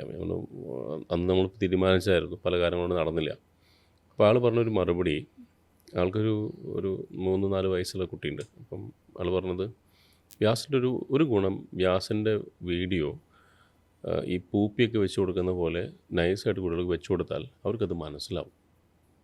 അത് ശരിക്കും പറഞ്ഞാൽ വലിയൊരു സർട്ടിഫിക്കറ്റ് കിട്ടുന്ന പോലെ എനിക്ക് തോന്നി. കാരണം ചെറിയ കുട്ടിക്ക് പോലും മനസ്സിലാവുന്ന രീതിയിലാണ് വ്യാസം സംസാരിക്കുന്നത്. മതി. എനിക്ക് എൻ്റെ ഓഡിയൻസ് പറഞ്ഞാൽ ഞാൻ അവരെയാണ് കാണുന്നുള്ളൂ. പ്രേംജി ഈ എറണാകുളത്തൊക്കെയാണ് ഇപ്പോൾ ഇരിക്കുന്നത്. ഞാൻ കഴിഞ്ഞ തവണ എറണാകുളത്ത് വന്ന സമയത്ത് ഗുരുവായൂരപ്പൻ്റെ നാമത്തിലാണ് ഞാൻ പറയണത്. ഇവിടെ മെട്രോയിൽ കയറാൻ നിന്ന സമയത്ത് ഒരു ചേച്ചി എൻ്റെ അടുത്ത് ഒന്ന് സംസാരിക്കുകയാണ്. അപ്പോൾ ചേച്ചി എന്നോട് പറഞ്ഞു പ്രോഗ്രാമിന് വന്നതാണെന്ന് ചോദിച്ചു. അവർ ഭയങ്കര സന്തോഷത്തിലാണ്. ഞാൻ അവിടെ 4 മിനിറ്റ് നിന്ന് കാണിക്കുന്നുണ്ട് മറ്റേ ബോർഡിൽ മെട്രോ വരാൻ. അപ്പോൾ അവിടെ ഇരിക്കുക. അപ്പോൾ ഈ ചേച്ചി വന്ന് സംസാരിക്കുന്ന സമയത്ത് ഭയങ്കര ഇമോഷണൽ ആയിട്ടാണ് സംസാരിക്കുന്നത്. ഞാൻ എപ്പോഴും പ്രഭാഷണം അങ്ങനെയൊക്കെ നിരവധിയായിട്ടുള്ള അനുഭവങ്ങൾ ഉണ്ടായിരുന്നു. അതുകൊണ്ട് വലിയ പുതുമ തോന്നിയില്ല. അപ്പോൾ ആ ചേച്ചി എന്നോട് പറഞ്ഞു ഞങ്ങളുടെ കല്യാണം കഴിഞ്ഞിട്ട് കുറേ നാളായിട്ട് ഞങ്ങൾക്ക് ഇതുവരെ കുട്ടികളുണ്ടായിട്ടില്ല. അവരത് കഴിഞ്ഞിട്ട് പറഞ്ഞ സ്റ്റേറ്റ്മെൻറ്റ്, പിന്നെ സാർ ഒരു പ്രഭാഷണത്തിൽ പറഞ്ഞിരുന്നല്ലോ ഭഗവാന് ദുഃഖങ്ങളില്ലെങ്കിൽ നമ്മൾ ഭഗവാനെ മറന്നു പോകുന്നുള്ളത്. ഈ ദുഃഖം ഉള്ളത് കൊണ്ട് ഞാൻ എപ്പോഴും ഭഗവാനെ ഓർക്കുന്നുണ്ട്. അത് കേട്ടപ്പോൾ എനിക്ക് സാറിനോട് ഭയങ്കരമായിട്ട് ഇഷ്ടം തോന്നി. എനിക്ക് അതിനേക്കാൾ വലിയ ഒരു സർട്ടിഫിക്കറ്റ് എനിക്ക് വേണ്ട. സത്യം. ഒരു അമ്മയാവാൻ പറ്റാത്തൊരു ചേച്ചിക്ക് ഒരു സെക്കൻഡ് ഒരു ആശ്വാസം കൊടുക്കാൻ എൻ്റെ വാക്കുകൾക്ക്, അത് എൻ്റെ വാക്കല്ല, അത് ഗുരുവായൂരപ്പനെ കുറിച്ചിട്ടുള്ളൊരു ഭാഗത്തിന് സാധിച്ചിട്ടുണ്ടെങ്കിൽ അത് മതി. ഈ പറയുന്ന കോൺട്രവേഴ്സിയോ അല്ലെങ്കിൽ ചീത്ത വാർച്ചിലോ ഇങ്ങനെ 100 കേൾക്കാനുള്ള എനർജിയാണ് അതിന് കിട്ടുന്നത്. അത് മതി. അതേ ഞാൻ ഉദ്ദേശിക്കുന്നുള്ളൂ. ഒരു മനുഷ്യനെങ്കിലും, ഒരു വേദനിക്കുന്ന ഒരാൾക്കെങ്കിലും ഒരു നിമിഷം ഭഗവാനാകുന്ന കാറ്റ് അയാളുടെ ദേഹത്തേക്ക് ആ ഫാന് തിരിച്ചു വെച്ച് കൊടുക്കുക. അതേ നമ്മളൊക്കെ ചെയ്യുന്നുള്ളൂ. ആ ആശ്വാസത്തിൻ്റെ കാറ്റ് അവരിലേക്ക് എത്തിക്കാൻ വേണ്ടിയിട്ട് ഏത് മാധ്യമം ഉപയോഗിക്കാൻ എനിക്ക് സാധിക്കൂ അത് ഞാൻ ഉപയോഗിക്കുന്നതേ ഉള്ളൂ. അത് കഥയാവാം, ചിലപ്പോൾ സോഷ്യൽ മീഡിയ ആവാം, വാട്ടവർ. അതിനേക്കാൾ ഞാൻ ഉയർന്ന തലത്തിലുള്ള ആളുകളെക്കുറിച്ച് അവരുടെ പാദങ്ങളിൽ നമസ്കരിക്കുന്ന ഒരാളാണ് ഞാൻ എൻ്റെ സാധാരണ എന്നിലാണ് എൻ്റെ ഒരു ഓഡിയൻസിൽ കാണുന്നത് എന്നെ തന്നെയാണ് ആത്യന്തികമായിട്ട്. ഇപ്പോൾ ഞാൻ എന്തൊക്കെ പറയുന്നുണ്ട് അത് ആത്യന്തികമായിട്ട് ഇനി എൻ്റെ പ്രായത്തിലുള്ള ഒരു കുട്ടി കേൾക്കണം എന്നേ ഞാൻ വിചാരിക്കുന്നുള്ളൂ. അവൻ തീർച്ചയായിട്ടും അന്വേഷിച്ച് കണ്ടുപിടിക്കും എന്താണ് യഥാർത്ഥത്തിലുള്ളത് എന്നുള്ളത്. അവൻ ആ ഒരു പാതയിലേക്ക് ഒന്ന് റൂട്ട് ചെയ്ത് വിടുക, അത് മാത്രമേ നമുക്ക് ചെയ്യാനുള്ളൂ. പിന്നെ അവൻ്റേതായിട്ടുള്ള ആ അന്വേഷണത്തിലേക്ക് അവൻ കടക്കുന്നതാണ് ഞാൻ വിശ്വസിക്കുന്നത്. സന്തോഷം. ഒരു ചോദ്യത്തിലേക്ക് കിടക്കാം. ഇപ്പം കാളിയുടെ ഒരു അവതാരമാണ് കൃഷ്ണൻ എന്ന് പല സ്ഥലങ്ങളിൽ ഇങ്ങനെ പ്രഭാഷണങ്ങളായിക്കോട്ടെ അങ്ങനെ പറഞ്ഞ് കേട്ടിട്ടുണ്ട്. അങ്ങേക്ക് അതിനൊരു എന്തെങ്കിലും ആധികാരികമായ ഒരു ചിന്ത അങ്ങോട്ട് മനസ്സിൽ വന്നിട്ടുണ്ടോ? ഇത് പലയിടത്തും വായിക്കാനും കേൾക്കാനൊക്കെ ഉള്ള ഭാഗ്യം ഉണ്ടായിട്ടുണ്ട്. അതെ. അതിൻ്റെ ചില എലമെൻറ്റ്സ് എങ്ങനെ തൊട്ട് പോകുന്നതേ ഉള്ളൂ. അതിന് ആധികാരികമായിട്ട് അല്ല ഞാൻ ചോദിച്ചത് അത് നമ്മൾ കേൾക്കുമ്പോൾ നമുക്ക് എപ്പോഴും അതിൻ്റെ ഒരു സത്യം അറിയണമെന്ന് തോന്നുമല്ലോ. കുറേ സിമിലാരിറ്റീസ് ഉണ്ട് ഇവർ തമ്മിൽ എന്നാ തോന്നുക. ഇപ്പം നോക്കൂ, ഭഗവാനെ വിളിക്കുക ശ്യാമസുന്ദരൻ എന്നാണ്. ശ്യാം എന്നാ വിളിക്കുക അല്ലേ, രാധേശ്യാം. അമ്മയെ വിളിക്കുന്നത് ശ്യാമള എന്നാണ്. ആ പേരുകൾ തമ്മിൽ തന്നെ ശ്യാമള എന്നാണ്. വൃന്ദാവനത്തിൽ കൃഷ്ണകാളി ടെമ്പിൾ ഉണ്ട്. 4 കൈയോ 8 കൈയോ ഉള്ള ഭഗവതിയുടെ വിഗ്രഹത്തിൽ 2 കൈയിൽ ഓടക്കുഴൽ ചേർത്ത് പിടിച്ച് വിളിക്കുന്ന കാളിയുടെ വിഗ്രഹം കാണാൻ സാധിക്കും. അതേപോലെ തന്നെ കാളിഘട്ടിൽ കൊൽക്കത്തിൽ കാളികൃഷ്ണനുണ്ട്. ഇതേ വിഗ്രഹത്തിൻ്റെ വേറൊരു ഓപ്ഷൻ. അപ്പോൾ ഇവർ തമ്മിൽ എവിടേക്കോ കണക്റ്റഡ് ആയിട്ടുണ്ട്. നോക്കൂ, ഭഗവാൻ ജീവിച്ചത് എവിടെയാണ്? മധുരയിലാണ് അല്ലേ. നമുക്ക് മറ്റൊരു മധുരൈ അറിയാം, അവിടെ ഇരിക്കുന്ന ആരാണ്? ദേവിയാണ്. ഇതൊക്കെ കണക്റ്റഡ് ആണെന്ന് തോന്നുന്ന തരത്തിൽ പലതും തോന്നിയിട്ടുണ്ട്. പല സിദ്ധാന്തങ്ങളും പറയുന്നത് ഇവർ തമ്മിൽ ഭേദഭാവം ഇല്ല എന്നുള്ളത് തന്നെയാണ്. അപ്പം നേരത്തെ നമ്മൾ പറഞ്ഞല്ലോ ഈ ഗോലോകത്തിൻ്റെ കാര്യം. എൻ്റെ അറിവനുസരിച്ച് ഈ ഗോലോകത്തിലിരിക്കുന്ന ഭഗവാന്റെ അമ്മയുടെ സ്ഥാനം കാളിക്ക് കൊടുത്തിട്ടുണ്ട്. ഗോലോകത്തിലിരിക്കുന്ന ആ ഭഗവാനൊരു അമ്മയുണ്ടെങ്കിൽ ആ അമ്മയുടെ സ്ഥാനം കാളിക്കാണെന്നാണ് പറയണത്. എനിക്ക് ഏറ്റവും ഇഷ്ടപ്പെട്ടൊരു ഇൻ്റർപ്രിട്ടേഷൻ പറയാം. ഇപ്പോൾ ഈ ദേവിയും ഭഗവാനും ഒന്നാണെന്ന് തോന്നുന്ന തരത്തിലുള്ള ഒരു കഥ വൃന്ദാവനത്തിൽ നിന്ന് കേട്ടതാണ്. അതായത് ഈ രാധാറാണിയായിട്ട് കണക്ട് ചെയ്തിട്ടാണ് പറയുക. രാധ ഈ രാത്രി ഭഗവാന്റെ അടുത്തേക്ക് പോകുന്നത്, രാധ മാരീഡാണ് അറിയാമല്ലോ, രാധയ്ക്ക് വേറെ ഭർത്താവുണ്ട്. അപ്പോൾ രാധ ആ ഭർത്താവിൻ്റെ അടുത്ത് നിന്ന് ഇങ്ങനെ പോകുന്നത് കണ്ടപ്പോൾ ഭർത്താവിന് തോന്നിയത്രേ ഇവൾ എവിടേക്കാണ് ഈ പോകുന്നതെന്നൊന്ന് കണ്ടുപിടിക്കണം എന്നാണ് പറയുക. അപ്പോൾ പോകുന്ന സമയത്ത് ഒരു ദിവസം ഇദ്ദേഹം പുറകിൽ പോയിത്രേ. കഥയായിട്ട് എടുത്താൽ മതി, ഒരു വൃന്ദാവനത്തിലൊക്കെ പറഞ്ഞേക്കുന്ന വളരെ പ്രശസ്തമായിട്ടുള്ള കഥയാണ്. അപ്പോൾ ഒരു പുറകിൽ പോയ സമയത്ത് രാധ ഇങ്ങനെ നടക്കുന്നുണ്ട്, ഇദ്ദേഹം കുറച്ച് പുറകിലാണ്. അവിടെ ഈ രാസക്രീഡയൊക്കെ നടക്കുന്ന ഭാഗത്ത് ഭഗവാൻ ഇരിക്കുന്നുണ്ട്. അവിടെ ചെന്നു. അപ്പോൾ ഭഗവാന് മനസ്സിലായി ഇത്ര പുറകിൽ ഇദ്ദേഹം വരുന്നുണ്ട് എന്നുള്ളത്. അപ്പോൾ രാധയോട് പറഞ്ഞത് എനിക്ക് കുറച്ച് പൂക്കൾ പറിച്ചു കൊണ്ടുവന്ന് തരൂ, ഇന്ന് എനിക്ക് കുറച്ച് പൂക്കൾ കിട്ടിയാൽ നന്നായിരുന്നു. അപ്പോൾ അത് വെച്ചാൽ എവിടെ നിന്നപ്പോൾ ഞാൻ ഈ രാത്രി പൂവിന് പോവാം, ഇവിടെ അടുത്തൊക്കെ ഉണ്ട്, അത് കൊണ്ടുവന്ന് തരൂ എന്നത്രേ പറഞ്ഞത്. അപ്പോൾ രാധ ഈ പൂ പറിക്കാൻ പോയ സമയത്ത് ഇദ്ദേഹം വന്ന് അവിടെ ഒരു കാട്ടിൽ ഒളിഞ്ഞിരിക്കുന്നുണ്ട്. ഇവരെ കാണാം, പക്ഷെ കൃഷ്ണനെ കാണുന്നില്ല ഇദ്ദേഹത്തിന്. അപ്പോൾ രാധ പൂ പറിക്കുന്നത് മാത്രമേ ഇയാൾ കാണുന്നുള്ളൂ. കൃഷ്ണൻ കുറച്ച് ഇപ്പുറത്തെ ഭാഗത്ത് എവിടെ ഇരിക്കുന്നത് വിചാരിച്ചോളൂ. അപ്പോൾ ഇദ്ദേഹം പൂവൊക്കെ ആയിട്ട് ഈ രാധ വരണ സമയത്ത് ഇദ്ദേഹത്തിന് മനസ്സിലായി ഇപ്പോൾ പോയാൽ അവൻ ആരാന്ന് മനസ്സിലാക്കാൻ, അവൾ ആർക്കാണിത് കൊണ്ടേ കൊടുക്കണമെന്ന് മനസ്സിലാക്കാമെന്ന് കരുതിയിട്ട് പോയ സമയത്ത് അങ്ങോട്ട് മുമ്പിലേക്ക് ചാടിയ സമയത്ത് കണ്ടത് രാധ പൂവായിട്ട് നിൽക്കണു. ഇപ്പുറത്ത് കാളി ഭഗവതി അത്ര കണ്ടത് ഈ ഭാഗത്ത്. അപ്പോൾ അദ്ദേഹം നോക്കിയപ്പോൾ തൻ്റെ കുലദേവതയായിട്ടുള്ള കാളിയെ രാധ പൂജിക്കുന്നു. ഇതാണ് കാണുന്നത്. അങ്ങനെ സന്തോഷത്തോടു കൂടി അദ്ദേഹം തിരിച്ചു പോയിത്രേ. അതായത് ഒരേ സമയം ഭഗവാൻ കാണിച്ചു കൊടുത്തു എന്നാണ് ഞാനും അദ്ദേഹം തമ്മിൽ ഭേദഭാവമില്ല എന്നുള്ളത്. ആ സ്ഥലത്താണ് ഈ കൃഷ്ണകാളി വിഗ്രഹം ഉള്ളത് എന്നാണ് വൃന്ദാവനത്തിൽ പറയുന്നത്. ആ ക്ഷേത്രത്തിൻ്റെ ഉൽപ്പത്തിയായിട്ട് ഇങ്ങനൊരു കഥ പറഞ്ഞേക്കുന്നുണ്ട്. അപ്പം ഭഗവാനും ദേവിയും തമ്മിലുള്ള ഈ ബന്ധം പല സ്ഥലത്തും കാണാൻ സാധിക്കും. യോഗമായുടെ സ്ഥലത്ത് പോലും അത് പലയിടത്തും. ഇപ്പം പത്മനാഭ സഹോദരി എന്ന് ഭഗവതിയെ വിളിക്കുന്നത് ഇപ്പം നോക്കൂ, അഷ്ടമി ആർക്കാണ് പ്രാധാന്യം ശരിക്കും? മഹാദേവന് വൈക്കത്ത് അഷ്ടമി അറിയാം. പിന്നെ അഷ്ടമി പ്രാധാന്യം ആർക്കാ? ദേവിക്കാണ്. ഭഗവാൻ തിരഞ്ഞെടുക്കുന്ന തിഥി ഏതാണ്? അഷ്ടമി രോഹിണിക്കാണ് ജനിക്കണത് അല്ലേ? നിറം നോക്കൂ, രണ്ടുപേരുടെ ഒരേ നിറമാണ്. ഒരാൾ ഈ പറയുന്ന ശ്മശാനത്തിൽ നൃത്തം ചെയ്യുന്നു, ഒരാൾ പൂന്തോട്ടത്തിൻ്റെ മുമ്പിൽ നിന്ന് നൃത്തം ചെയ്യുന്നു. രണ്ട് എക്സ്ട്രീമുകളല്ലേ അല്ലേ? ഒരാൾ ശാന്തതയുടെ അങ്ങേയറ്റം, ഒരാൾ രൗദ്രതയുടെ അങ്ങേയറ്റം. ഇതിലൊക്കെ അടങ്ങിയിട്ടുള്ള ആ ബ്രഹ്മതത്വത്തെ മനസ്സിലാക്കുക എന്നുള്ളത്, ഇതെല്ലാം ഞാനാണ് എന്നുള്ള രണ്ട് എൻഡ് ഉണ്ടല്ലോ, പ്രപഞ്ചത്തിൻ്റെ രണ്ട് എൻഡുകൾ അല്ലെങ്കിൽ രണ്ട് ഭാഗങ്ങളെ ഇവർ പ്രതിനിധീകരിക്കുന്നത്. ആത്യന്തികമായിട്ട് ഇവരൊക്കെ ഒന്ന് തന്നെയാണ്. അപ്പോൾ കൃഷ്ണനും കാളിയും തമ്മിലുള്ള ബന്ധം കണക്കാക്കി ഇതൊക്കെ നമുക്കിങ്ങനെ കണക്ട് ചെയ്ത് നോക്കിക്കഴിഞ്ഞാൽ, ഇവൻ ഞാൻ കൊടുങ്ങല്ലൂർ പോയപ്പോൾ ഒരു ദിവസം കൊടുങ്ങല്ലൂർ നട അടച്ചിരിക്കുക. വെച്ചാൽ പുറത്തുനിന്ന് വാതിലടച്ചു, നട അടച്ചു. നടയുടെ ഒരു ഭാഗത്ത്, ഇപ്പം അത് ഏത് നടയാണെന്ന് എനിക്ക് കൃത്യമായിട്ട് ഓർമ്മയില്ല, എപ്പോഴും നോക്കിയാൽ എന്തായാലും ആ വാതിൽ മാറ്റിയിട്ടുണ്ടാവില്ല.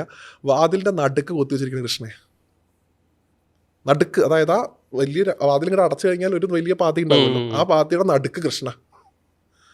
ഏത് നട? ഇപ്പോൾ കൊടുങ്ങല്ലൂർ പോയാൽ നോക്കാം, എപ്പോഴും നോക്കിയാൽ കാണാം. അതൊക്കെ കൊത്തിവെച്ച ആൾക്ക് ബോധം ഉണ്ടാവില്ല ഇതിനകത്തിരിക്കുന്നത് കൃഷ്ണൻ തന്നെയാണ്, അല്ലെങ്കിൽ കാളി തന്നെയാണ് കൃഷ്ണൻ ബോധ്യമുള്ളൊരു ശില്പിയാവില്ല അത് കൊത്തിയിട്ടുണ്ടാവും തീർച്ചയായിട്ടും അല്ലേ? അപ്പം അത് ആ മനസ്സിലാക്കാനുള്ള ആ ശ്രമം ഇവരൊക്കെ ആത്യന്തികമായിട്ട്, നേരത്തെ നമ്മൾ ആദ്യത്തെ ചോദ്യം ചോദിച്ച പോലെ തന്നെ, ദേവിയും കൃഷ്ണൻ തമ്മിൽ ഭേദഭാവം ഉണ്ടോ എന്ന് ചോദിച്ച പോലെ തന്നെ ഇല്ല. കൃഷ്ണനെ ആരാധിക്കുക എന്ന് പറഞ്ഞാൽ ദേവി ആരാധിക്കാൻ തന്നെയാണ്, ദേവി ആരാധിക്കുക എന്ന് പറഞ്ഞാൽ കൃഷ്ണനെ ആരാധിക്കാൻ തന്നെ അത്ര. അപ്പം അതുകൊണ്ട് നമുക്ക് പറയാം എന്തായാലും ദേവിയും ഭഗവാനും തമ്മിൽ നിരവധി സിമിലാരിറ്റീസ് ഉണ്ട് എന്നുള്ളത് തന്നെയാണ്. വ്യാസൻ്റെ ഈ അങ്ങനെയുള്ള വ്യാസനല്ലോ ഇപ്പോൾ ഈ ഇതിഹാസം, മഹാഭാരതം എന്നുള്ള ഇതിഹാസം നമ്മൾ വായിച്ച് മുന്നോട്ട് പോകുന്ന സമയത്ത്, ഞങ്ങൾ വായിക്കുന്നതായാലും അങ്ങ് വായിക്കുന്നതായാലും, ഇതൊക്കെ ഒരു കഥാപാത്രം അല്ലെങ്കിൽ ഒരു നമ്മളല്ലേ കഥാപാത്രത്തിലൂടെ ഒരു പ്രകൃതി തത്വത്തെ ഒളിപ്പിച്ച് വെച്ച പോലെ എവിടെയും തോന്നിയിട്ടുണ്ട്. കാരണം നമ്മളിപ്പോൾ അങ്ങ് ഈ പറഞ്ഞ പല ഇൻ്റർപ്രിട്ടേഷനും അതുകൊണ്ടായിരിക്കും ആൾക്കാർ അങ്ങയുടെ ടോക്സ് ഇഷ്ടപ്പെടുന്നത്. കാരണം വളരെ വ്യക്തമാവുന്നതിനേക്കാൾ ഉപരി ഒരു കഥയിലൂടെ ഒരാൾക്ക് പറഞ്ഞു കൊടുക്കുമ്പോൾ അത് ഒരിക്കലും മറക്കില്ല. അതുകൊണ്ട് നമുക്ക് സിനിമാ കഥ ഒരിക്കലും നമ്മൾ മറക്കാറില്ല. അങ്ങനെ വീട്ടിൽ വന്നല്ലോ ദൃശ്യം മനസ്സിലേക്ക് കണക്റ്റഡ് ആവുന്ന. ഈവൻ പോഡ്കാസ്റ്റ് പോലും ഇപ്പോൾ നമ്മളെന്തുകൊണ്ടാണ് അങ്ങേപ്പോൾ ആൾക്കാരെ വീണ്ടും വിളിക്കുന്നത് പ്രേക്ഷകർ പറഞ്ഞിട്ട് തന്നെയാണ്. കാരണം അവർക്കത് കേട്ടിരിക്കാനുള്ള സുഖം, ആ സമയത്തിലൂടെ അവർക്ക് കിട്ടുന്ന കുറച്ച് നെക്ടർ അല്ല, അതിൻ്റെ ഒരു സിനോപ്സിസ് അല്ലെങ്കിൽ ഒരു പ്രിസൈസ് ഫോമാണ് അവർക്ക് കിട്ടുക ആ കഥ കേൾക്കുമ്പോൾ തന്നെ. ഇനിയിപ്പോൾ അങ്ങ് ഈ പറഞ്ഞ കഥ എനിക്ക് പോലും വളരെ, കാരണം ഒരു 4 തവണയിൽ ഞാൻ വൃന്ദാവനിൽ പോയിട്ടുണ്ട്. ഇനി എനിക്ക് അവിടെ ചെല്ലുന്ന സമയത്ത് എന്താ പറയുക, ആ ഒരു ഫീലാണ് വരിക അല്ലേ? ആ ഒരു ഫീൽ ക്രിയേറ്റ് ചെയ്യുന്നതാണ്. ഇപ്പം മോചിത ചേച്ചിയുടെ ചില യാത്രകൾ പോകുന്ന ആൾക്കാർക്ക് അറിയാം, ഷീ ക്രിയേറ്റ്സ് അറ്റ് ഫീൽ. ആ ഫീലാണ് നമുക്ക് അതിൽ കൂടുതൽ എന്താ നമുക്ക് തരാൻ കഴിയില്ല. നമുക്ക് മനസ്സിലാക്കണമെങ്കിൽ നമ്മൾ കുറേ വായിച്ചു പോയാൽ ആ ഫീൽ അവിടെ കിട്ടുന്ന അനുഭവമാണ്. അപ്പം അങ്ങനെയുള്ള ഒരു അനുഭവമാണ് നമുക്ക് എല്ലാവർക്കും കിട്ടേണ്ടത്. അപ്പം ഞാൻ ചോദിച്ചു വരുന്നത് വെച്ചാൽ, ഈ മഹാഭാരതം ഇതൊരു കഥയായിട്ട് പല ആൾക്കാർ പറയുന്നു. വ്യാസൻ എവിടെയെങ്കിലും അങ്ങേക്ക് തോന്നുന്നു വ്യാസൻ ഇതൊരു പ്രകൃതി തത്വത്തിനെ ഒളിപ്പിച്ചു വെച്ചിട്ടുള്ള ഒരു കോൺസെപ്റ്റാണ് മഹാഭാരതം? ഞാനൊരു ബേർഡ്സ് ഐ വ്യൂയുടെ കോൺസെപ്റ്റാണ് ചോദിക്കുന്നത്. അങ്ങ് സാധാരണ പറയുന്ന കഥ എന്നുള്ളതിനേക്കാൾ ഉപരി എങ്ങനെയാണ് അങ്ങേക്ക് തോന്നുന്നു? നോക്കൂ, ഇപ്പോൾ നമ്മൾ ആത്യന്തികമായിട്ട് നമുക്കറിയേണ്ട ജ്ഞാനം, അതിനെ വേദം എന്ന് വിളിക്കുന്നു അല്ലേ? ആ അറിവിനെയാണ് വേദം എന്ന് വിളിക്കുന്നത്. നമ്മുടെ കൺസെപ്റ്റിൽ സാധാരണക്കാരെ സംബന്ധിച്ചിടത്തോളം നമ്മളെല്ലാവരും സാധാരണക്കാരാണ്. നമ്മൾ പെട്ടെന്ന് വേദം എന്ന് പറയുമ്പോൾ ഈ 4 വേദങ്ങളുടെ പേര് പറയും, ഋക്ക്, സാമം, യജുർ, അഥർവം പറയും. അതിനേക്കാൾ ഉപരിയായിട്ട് ഞാൻ വേദത്തെ കാണുന്ന അറിവ് എന്നുള്ള ഒറ്റ കോണ്ടെക്സ്റ്റിലാണ്. വ്യാസൻ ആ അറിവിനെയാണ് 4ആക്കി വിഭജിച്ചത്. വ്യസിച്ചത് കൊണ്ട് വ്യാസൻ എന്നാണ്, വിഭജിച്ചത് കൊണ്ടാണ് അദ്ദേഹം വ്യാസനാവുന്നത്. ആ വേദതത്വത്തെ എല്ലാവരിലേക്കും എത്തിക്കാൻ എന്തൊക്കെ മാർഗങ്ങൾ എടുക്കാൻ സാധിക്കും അതൊക്കെ അദ്ദേഹം ചെയ്തിട്ടുണ്ട്. ഇപ്പോൾ ഉപനിഷത്തുകളായിട്ട് അതിനെ ഒന്ന് ലൈറ്റാക്കുന്നു. ആ വേദതത്വം തന്നെയാണ് ഉപനിഷത്ത്. അതെ, ആ ഉപനിഷത്തിനെ പിന്നെയും ലൈറ്റാക്കുന്നു പുരാണങ്ങളായിട്ട് അല്ലേ? പുരാണങ്ങളെ വീണ്ടും ലൈറ്റാക്കിയതാണ് ഇതിഹാസം എന്ന് പറയാം. അപ്പോൾ പൊതുവിൽ പറയാറുണ്ട്, സരിചേച്ചിയൊക്കെ പറയും, വേദം എന്ന് പറയുന്നത് പ്രഭു സംഹിതകളാണ് പറയുന്നത്. പ്രഭു സംഹിതകളാണ്. മറ്റേതിൽ പറയുന്നത് സുഹൃത്ത് സംഹിതകളാണ്. ഇതിഹാസങ്ങളും കാവ്യങ്ങളും കാന്താ സംഹിത. ഭാര്യ ഭർത്താവിന് പറഞ്ഞു കൊടുക്കുന്ന പോലെ പറഞ്ഞു, അത്രയും ലൈറ്റാണ്. അപ്പൊ നോക്കൂ, എത്ര പെട്ടെന്ന് വേദതത്വം തന്നെയാണ് ഇതിനകത്തുള്ളത്. അതുകൊണ്ടാണല്ലോ പഞ്ചമവേദം എന്നാണല്ലോ മഹാഭാരതത്തെ വിളിക്കുന്നത്. പഞ്ചമവേദം എന്നാ വിളി. പ്രാവശ്യം ചങ്ങനാശ്ശേരിയിൽ ഒരു പാണ്ഡവീയം സത്രം, മഹാഭാരതമാണ് അതിൻ്റെ അടുത്ത്. കാരണം എന്താ, വേദത്വം തന്നെയാണ് സംസാരിക്കേണ്ടതെന്ന് പണ്ട് അത്രയും മഹാഭാരതം എടുത്തത്. അപ്പോൾ മഹാഭാരതം പഞ്ചമവേദാന്നാണ് കണക്കാക്കണത്. അപ്പോൾ അതിനകത്തുള്ള എന്താ, വേദത്വം തന്നെയാണ് സാധാരണക്കാരിലേക്ക് കഥാരൂപത്തിലെത്തുക. അത് ഇതിഹാസം എന്ന് പറയുമ്പോൾ ഇങ്ങനെ ഇവിടെ സംഭവിച്ചിരുന്നു എന്നൊരു അർത്ഥമുണ്ട് ഇതിഹാസത്തിന്. ഇവിടെ സംഭവിച്ച സംഭവ വികാസങ്ങളെ കൊണ്ട് ഈ ശാസ്ത്രങ്ങളെ അതിലേക്ക് ഉൾപ്പെടുത്തി വ്യാസൻ പറഞ്ഞു എന്നാണ്. ഒരിക്കലും വെറുതെ കഥ പറഞ്ഞു പോയ ആൾക്കാരല്ല ഭാരതത്തിൻ്റെ ഒരു ഋഷിമാരും. ആ കഥയിലൊക്കെ അവർ ഒളിപ്പിച്ച് വെച്ച ശാസ്ത്രങ്ങളുണ്ട്. ആ ശാസ്ത്രങ്ങളെ മനസ്സിലാക്കാൻ തക്ക ഒരു വൈജ്ഞാനിക തലമില്ലാത്ത ആളുകൾക്ക് അത് കഥയായിട്ട് മാത്രം തോന്നുന്നു. അതുകൊണ്ടാണ് ഇവരൊക്കെ ഇവിടെ ഉണ്ടായിരുന്നോ എന്നൊക്കെയുള്ള ചോദ്യങ്ങളൊക്കെ വരുന്നത്. ഇതിഹാസം എന്ന് പറഞ്ഞാൽ തന്നെ ഇവിടെ സംഭവിച്ചത് എന്ന് തന്നെ അതിൻ്റെ അർത്ഥം. ഇങ്ങനെ ഇവിടെ സംഭവിച്ചിരുന്നു എന്ന് ആ വാക്കിൻ്റെ തന്നെ അർത്ഥം, ഇതിഹാസം എന്നുള്ളതിൻ്റെ. അപ്പോൾ അതിലിവിടെ നിങ്ങൾക്ക് ഒരു വേദതത്വമായിട്ട് പറയുമ്പോൾ ജ്ഞാനം ബ്രഹ്മ അല്ലെങ്കിൽ തത്വമസി എന്നൊക്കെ പറയുന്ന സമയത്ത് കണക്റ്റഡ് ആവാത്ത ഒരാൾക്ക് നിങ്ങൾക്ക് ഭഗവാൻ വിശ്വരൂപം കാണിച്ചു, ഭഗവാൻ വിശ്വം മുഴുവൻ നിറങ്ങി നിൽക്കുന്നു എന്ന് പറയുമ്പോൾ കണക്റ്റഡ് ആവുകയും ചെയ്യുന്നത് ആ കഥയിലൂടെ അത് പറയുമ്പോഴാണ്. അതുകൊണ്ടാണ് അങ്ങനെ പറഞ്ഞത്. ഈവൻ 18 പുരാണങ്ങൾ എഴുതിയ വ്യാസന് പോലും മുഴുവൻ സംതൃപ്തി ആവാഞ്ഞിട്ടാണ് ഭാഗവത് എഴുതിയെന്നുള്ള ഇൻട്രൊഡക്ഷൻ. അതെന്തിനാ ആളുകളിലേക്ക് ഇത് എത്തിക്കാൻ അദ്ദേഹത്തിന് പിന്നെയും തോന്നുന്നത്ര ഇത്രയും പുരാണം എഴുതിയിട്ടും വേദം മുഴുവനായിട്ട് എത്തിയിട്ടുണ്ടെന്ന് സംശയം. അപ്പോൾ അതുകൊണ്ട് ഭാഗവത് എഴുതി എന്ന് പറയുന്നു. ആത്യന്തികമായിട്ട് അവർ ഉദ്ദേശിച്ചത് അറിവ് ആൾക്കാരിൽ എത്തിക്കാനാണ്. ഇവരാരും കഥ പറച്ചിൽ ആൾക്കാരല്ല. സൂതൻ കഥ പറയുന്ന ആളല്ല. സൂതനാണ് ഏറ്റവും വലിയ തത്വശാസ്ത്രത്തിന്റെ ഉപജ്ഞാതാവ് എന്നാണ് ഞാൻ വിശ്വസിക്കുന്നത്. പറയുമ്പോൾ കഥ പറയാൻ സൂതൻ വന്നു, ശൗനകൻ കേട്ടു, ഇത്രയേ ഉള്ളൂ. അങ്ങനെയല്ല, കഥയിലൂടെ ശാസ്ത്രം തന്നെയാണ് പറയുന്നത്. ഓരോ നൈമിഷാരത്തിൽ നടക്കുന്ന ഓരോ സദസ്സും ആത്യന്തികമായിട്ട് ശാസ്ത്ര സംവാദമാണ്. ഒരു കഥ പറച്ചിന് മാത്രമല്ല, നോക്കൂ, സൂത ശൗനക സംവാദമാണ് നടക്കുന്നത് അല്ലേ? കഥ പറയുമ്പോ മറ്റേ സാധനമില്ലേ, കഥയിൽ നമ്മൾ സ്ഥിരം പറയണ ഏർപ്പാടുണ്ട്, എന്ത് കഥയിൽ ചോദ്യമില്ല. ഇവിടെ അതുണ്ടോ? ഇവിടെ ഓരോന്നിനും ചോദിക്കുന്നുണ്ട് ശൗനകൻ. അല്ലെങ്കിൽ കൃഷ്ണാർജുന സംവാദമാണ് നടക്കണം, കഥ പറച്ചിലല്ല. കഥയല്ല അത് കൂടെ പറഞ്ഞതെന്നുള്ളതിൻ്റെ സംവാദ രൂപത്തിൻ്റെ അതിന് ഘടന കൊണ്ട് നമുക്ക് മനസ്സിലാക്കാൻ സാധിക്കും. ശാസ്ത്രമാണ് പറഞ്ഞിരിക്കുന്നത്. അത് മനസ്സിലാക്കാൻ തക്ക വൈജ്ഞാനിക തലമുള്ള ആളുകൾക്ക് ആ കഥയിലൂടെ അത് മനസ്സിലാക്കാം, ഇത്രയേ ഉള്ളൂ. അല്ലാതെ അത് കഥയായിട്ട് മാത്രം കാണേണ്ടതായിട്ടില്ല. ഇപ്പോൾ പ്രംശി ചോദിച്ച പോലെ തന്നെ പ്രപഞ്ചതത്വവും പ്രകൃതി തത്വവും ആത്യന്തികമായിട്ടുള്ള എല്ലാ അറിവുകളും നമ്മുടെ ഇതിഹാസത്തിലുണ്ട്. ഇപ്പോൾ നോക്കൂ, ഇപ്പം പലയിടത്തും കോണ്ടെക്സ്റ്റുകൾ പറയാറുണ്ട്. ഇപ്പം ഞാനൊരു വിഷമം പിടിച്ചിങ്ങനെ ഇരിക്കുന്ന ഒരു സിറ്റുവേഷനിൽ ഒരാൾ എന്നോട് വന്ന് പറയാണ്, ഇത്രയൊക്കെ ചെറിയ വിഷമം വന്ന് നീ ഇങ്ങനെ വിഷമിക്കുന്നുണ്ടെങ്കിൽ ആ ശ്രീരാമസ്വാമിയൊക്കെ എത്രത്തോളം വിഷമിച്ചിട്ടുണ്ടാവും. അപ്പോൾ നമുക്ക് റിലേറ്റ് ചെയ്യാൻ പറ്റുന്നു ഒരു പുരാണ കഥാപാത്രത്തെ നമ്മുടെ ഇന്നത്തെ തലത്തിലേക്ക് നമുക്ക് റിലേറ്റ് ചെയ്യാൻ പറ്റുന്നു. അപ്പോൾ നമ്മൾ ശ്രീരാമനെ കുറിച്ച് അറിയുമ്പോൾ അയ്യോ ഇത്രയൊക്കെ വേദന അനുഭവിച്ച ഒരാളാണ് നമ്മുടെ ഈ ലോകത്തിലൂടെ കടന്നു പോയത്, നമുക്കൊരു ഗുരുനാഥനായിട്ട് കടന്നു പോയതെന്ന് കേൾക്കുമ്പോൾ നമ്മുടെ വിഷമമൊന്നും അല്ല എന്നുള്ള തിരിച്ചറിവ് നമുക്ക് ഉണ്ടാവുകയാണെങ്കിൽ അതൊരു അറിവാണ്. അപ്പം അതിന് കുറച്ചുകൂടെ ആത്മീയതര താഴ്ന്നതല്ല, അതങ്ങനെ വേണമെങ്കിൽ പറയാം, നമ്മൾ ഈശ്വരമായിട്ട് റിലേറ്റ് ചെയ്യുക എന്നുള്ളത് വേറൊരു രീതിയാണ്. പക്ഷെ ആത്യന്തികമായിട്ട് മനസ്സിലാക്കേണ്ടത് നേരത്തെ പറഞ്ഞ പോലെ വേദതത്വം തന്നെയാണ് അതിനകത്തുള്ളത്, ഒരു സംശയമില്ല അതിനകത്ത്. വേദം തന്നെ എന്താണോ വേദം ഉദ്ഘോഷിക്കുന്നത് അത് കഥകളിലൂടെ ഓരോ മനുഷ്യർക്കും പറ്റാവുന്ന തരത്തിൽ പറഞ്ഞു കൊടുത്തു. അങ്ങനെ ഉണ്ടാൽ മതി. കഥയാണെന്ന് പറയുന്ന ആൾക്കാരോട് കഥയായിക്കോട്ടെ, കഥയിലുള്ള എലമെൻറ്റിനെ എടുക്കുക എന്നുള്ളതാണ്. പക്ഷേ ഇതിഹാസങ്ങളെയും പുരാണങ്ങളെയും സംബന്ധിച്ച് പറയുമ്പോൾ പുരാണങ്ങൾക്ക് പിന്നെയും നമുക്കൊരു ഭാഗത്തായിട്ട് മാറ്റി വയ്ക്കാം. ഇതിഹാസങ്ങൾ ഇവിടെ സംഭവിച്ചതാണ് എന്നുള്ളത് തന്നെയാണ്, കണ്ടെഴുതിയതാണെന്ന് പറയും. അത്രയധികം ആധികാരികത ഉണ്ട്. ഇന്നും ഭാരതത്തിലും അല്ലെങ്കിൽ രാമായണത്തിലുള്ള എത്രയോ സ്ഥലങ്ങളാണ് ഭാരതത്തിലുള്ളത്. എല്ലാത്തിനും നമുക്ക് ഈ തെളിവ് ചോദിക്കുന്ന ആളുകൾക്ക് പറഞ്ഞു കൊടുക്കാവുന്ന തരത്തിലുള്ള നിരവധിയായിട്ടുള്ള സംഭവങ്ങളും ഇവിടെയുണ്ട്. അപ്പം അത് ഇവിടെ സംഭവിച്ച ആ സംഭവ വികാസങ്ങളെ ഈ വേദതത്വം കൂടെ കണക്ട് ചെയ്തിട്ട് കഥാരൂപത്തിൽ നമുക്ക് എത്തിച്ചു തന്ന വ്യാസൻ എന്നുള്ളതേ ഉള്ളൂ. അത് അദ്ദേഹത്തിനെ പോലെ മഹാത്മാവിനെ സാധിക്കുകയുള്ളൂ. അതിലിപ്പം ഈ സ്റ്റോറി ടെല്ലിങ്ങിൻ്റെ കോൺസെപ്റ്റ് അങ്ങ് പറയുന്ന സമയത്ത് ഇത്രയും വിപുലമായി ഈ കഥ എല്ലാവരും പറയുന്നുണ്ട്, അല്ലെങ്കിൽ നമ്മൾ കാണുന്നുണ്ട്. നമുക്ക് ചിലപ്പം സിപ്പി ആയിരിക്കും എല്ലാവർക്കും എത്തിച്ചു തന്ന ഒരു അല്ലേ സീരിയൽ പോലെ പറഞ്ഞു. എനിക്ക് പേഴ്സണലി തോന്നി, അപ്പം പ്രേക്ഷകർക്കൊക്കെ തോന്നുന്നതായിരിക്കും. അപ്പം യുധിഷ്ഠിരൻ മുതൽ ഏത് കഥാപാത്രത്തിന് അങ്ങനെ നടന്നതാണെങ്കിൽ പോലും അവരൊരു കഥാതന്തുവിനെ കൊണ്ടുപോകുന്നുണ്ട് മുന്നോട്ട് അല്ലേ. എല്ലാവരും ഒരു നൂല് കൊണ്ടുപോകുന്ന പോലെ, ഒരു വസ്ത്രം ഉണ്ടാക്കാൻ വേണ്ടി പോകുന്ന പോലെ അതിങ്ങനെ സഞ്ചരിക്കുകയാണ്. എല്ലാവർക്കും അതിൻ്റേതായ ട്രൈറ്റ്സ് ഉണ്ട്. അവർ പോകുമ്പോൾ അവർ ചെയ്ത് മുന്നോട്ട് പോകുന്ന കാര്യങ്ങൾക്ക് ഉണ്ടാകുന്ന അനുഭവങ്ങൾ വേറെയാണ്, അതിൻ്റെ പര്യവസായി വേറെയാണ്. അങ്ങനെ നോക്കുകയാണെങ്കിൽ പല ഡിഫറെൻറ്റ് തത്വങ്ങളിൽ നമുക്ക് പറഞ്ഞു തരുന്നത്. അപ്പം ഇങ്ങനെ ജീവിക്കുകയാണെങ്കിൽ അല്ലെങ്കിൽ ഈ ഒരു രീതിയിലാണ് ഇപ്പം അത് പറയാൻ കാരണം ഒരു കോംപ്ലിക്കേറ്റഡ് ക്വസ്റ്റ്യൻ ആയിട്ടല്ല ചോദിക്കുന്നത്. അപ്പം വേദം 80% ഓഫ് വേദം ആസ് പെർ ഇപ്പം നിങ്ങളെപ്പോലെ പ്രഭാഷണം ചെയ്യുന്ന ആൾക്കാർ പറയുന്നതെന്ന് മനസ്സിലാക്കിയിട്ടുള്ളത്, അല്ലെങ്കിൽ എനിക്ക് കൺസീവ് ചെയ്തിട്ടുള്ളത് എല്ലാം തന്നെ എങ്ങനെ ജീവിക്കണം, how to live, what to do, what not to do, അല്ലേ, ഇതെല്ലാം കൃത്യമായി പറയുന്നുണ്ട്. വളരെ കുറച്ച് ഭാഗത്തിൽ മാത്രമാണ് എന്ത് പറയുന്നത് മോക്ഷം പറയുന്നുള്ളൂ. പക്ഷേ പലരും അതിനൊരു മോക്ഷദായക ടെക്സ്റ്റായിട്ടാണ് പലരും കാണുന്നത്.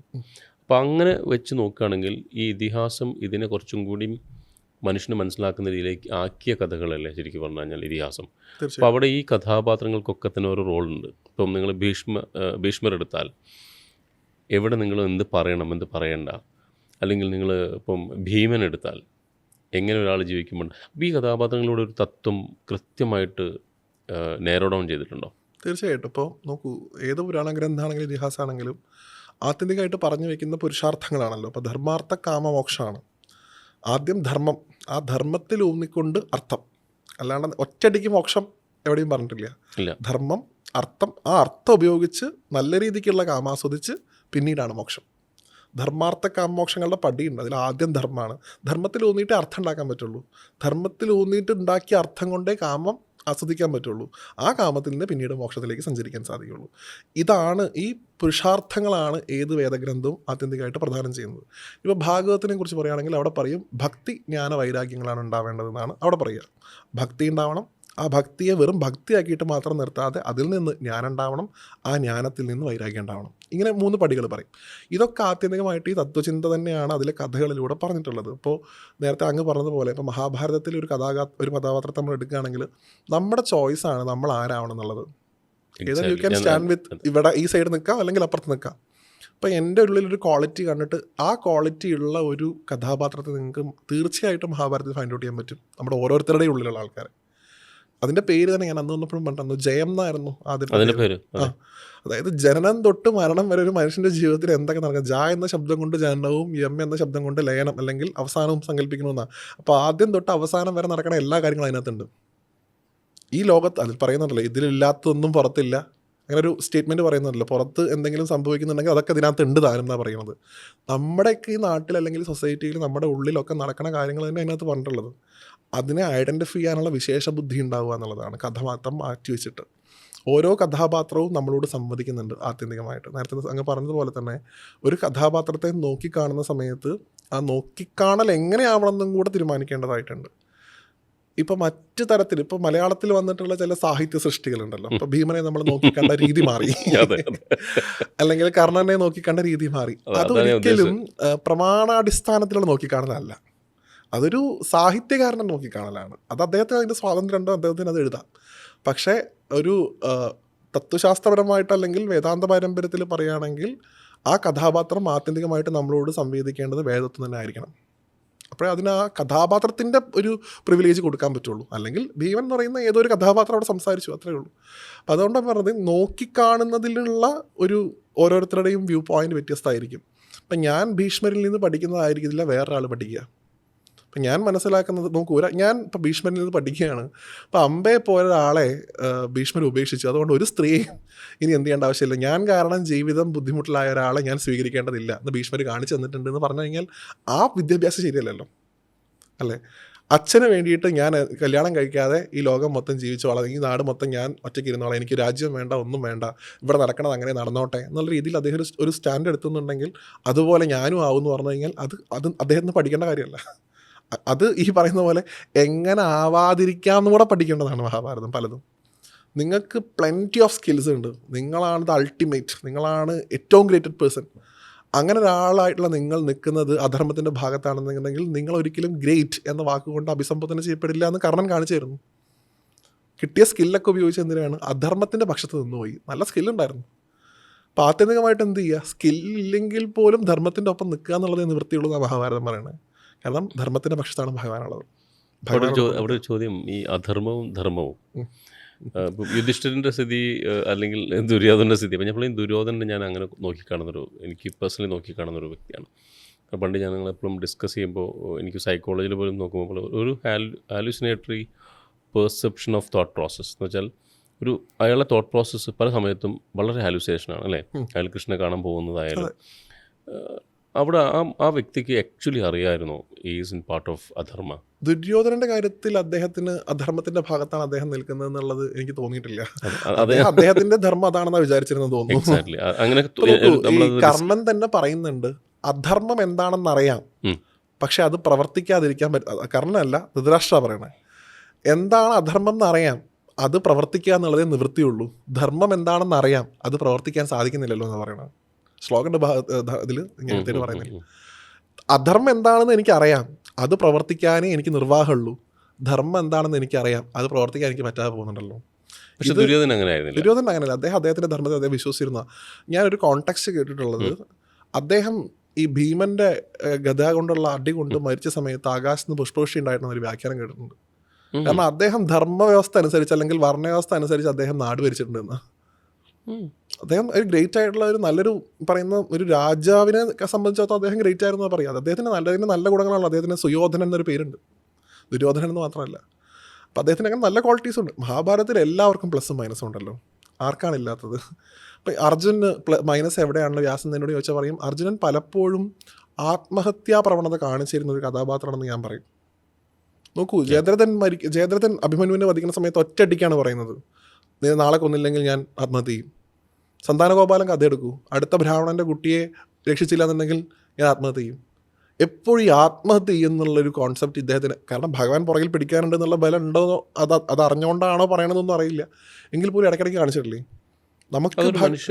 സാധാരണ ഒരു മനുഷ്യൻ്റെ ഒരു അവസ്ഥയാണ് ശരിക്കും. തീർച്ചയായിട്ടും അതാ പറഞ്ഞത്. നമുക്ക് മഹാഭാരതത്തിലെ എല്ലാ കഥാപാത്രങ്ങൾക്കും പ്ലസും മൈനസും ഉണ്ടെന്ന് വിശ്വസിക്കുന്ന ആളാണ് ഞാൻ. ആർക്കും ഇപ്പം വിതുരരെ പോലെ ചില ആൾക്കാർക്കൊക്കെയാണ് ചിലപ്പോൾ പോസിറ്റീവ് മാത്രമേ ഉണ്ടാവുള്ളൂ, വേറെ ആർക്കാണ് നമുക്ക് കാണാൻ സാധിക്കുക. എല്ലാവർക്കും പ്ലസും മൈനസും ഉണ്ട്.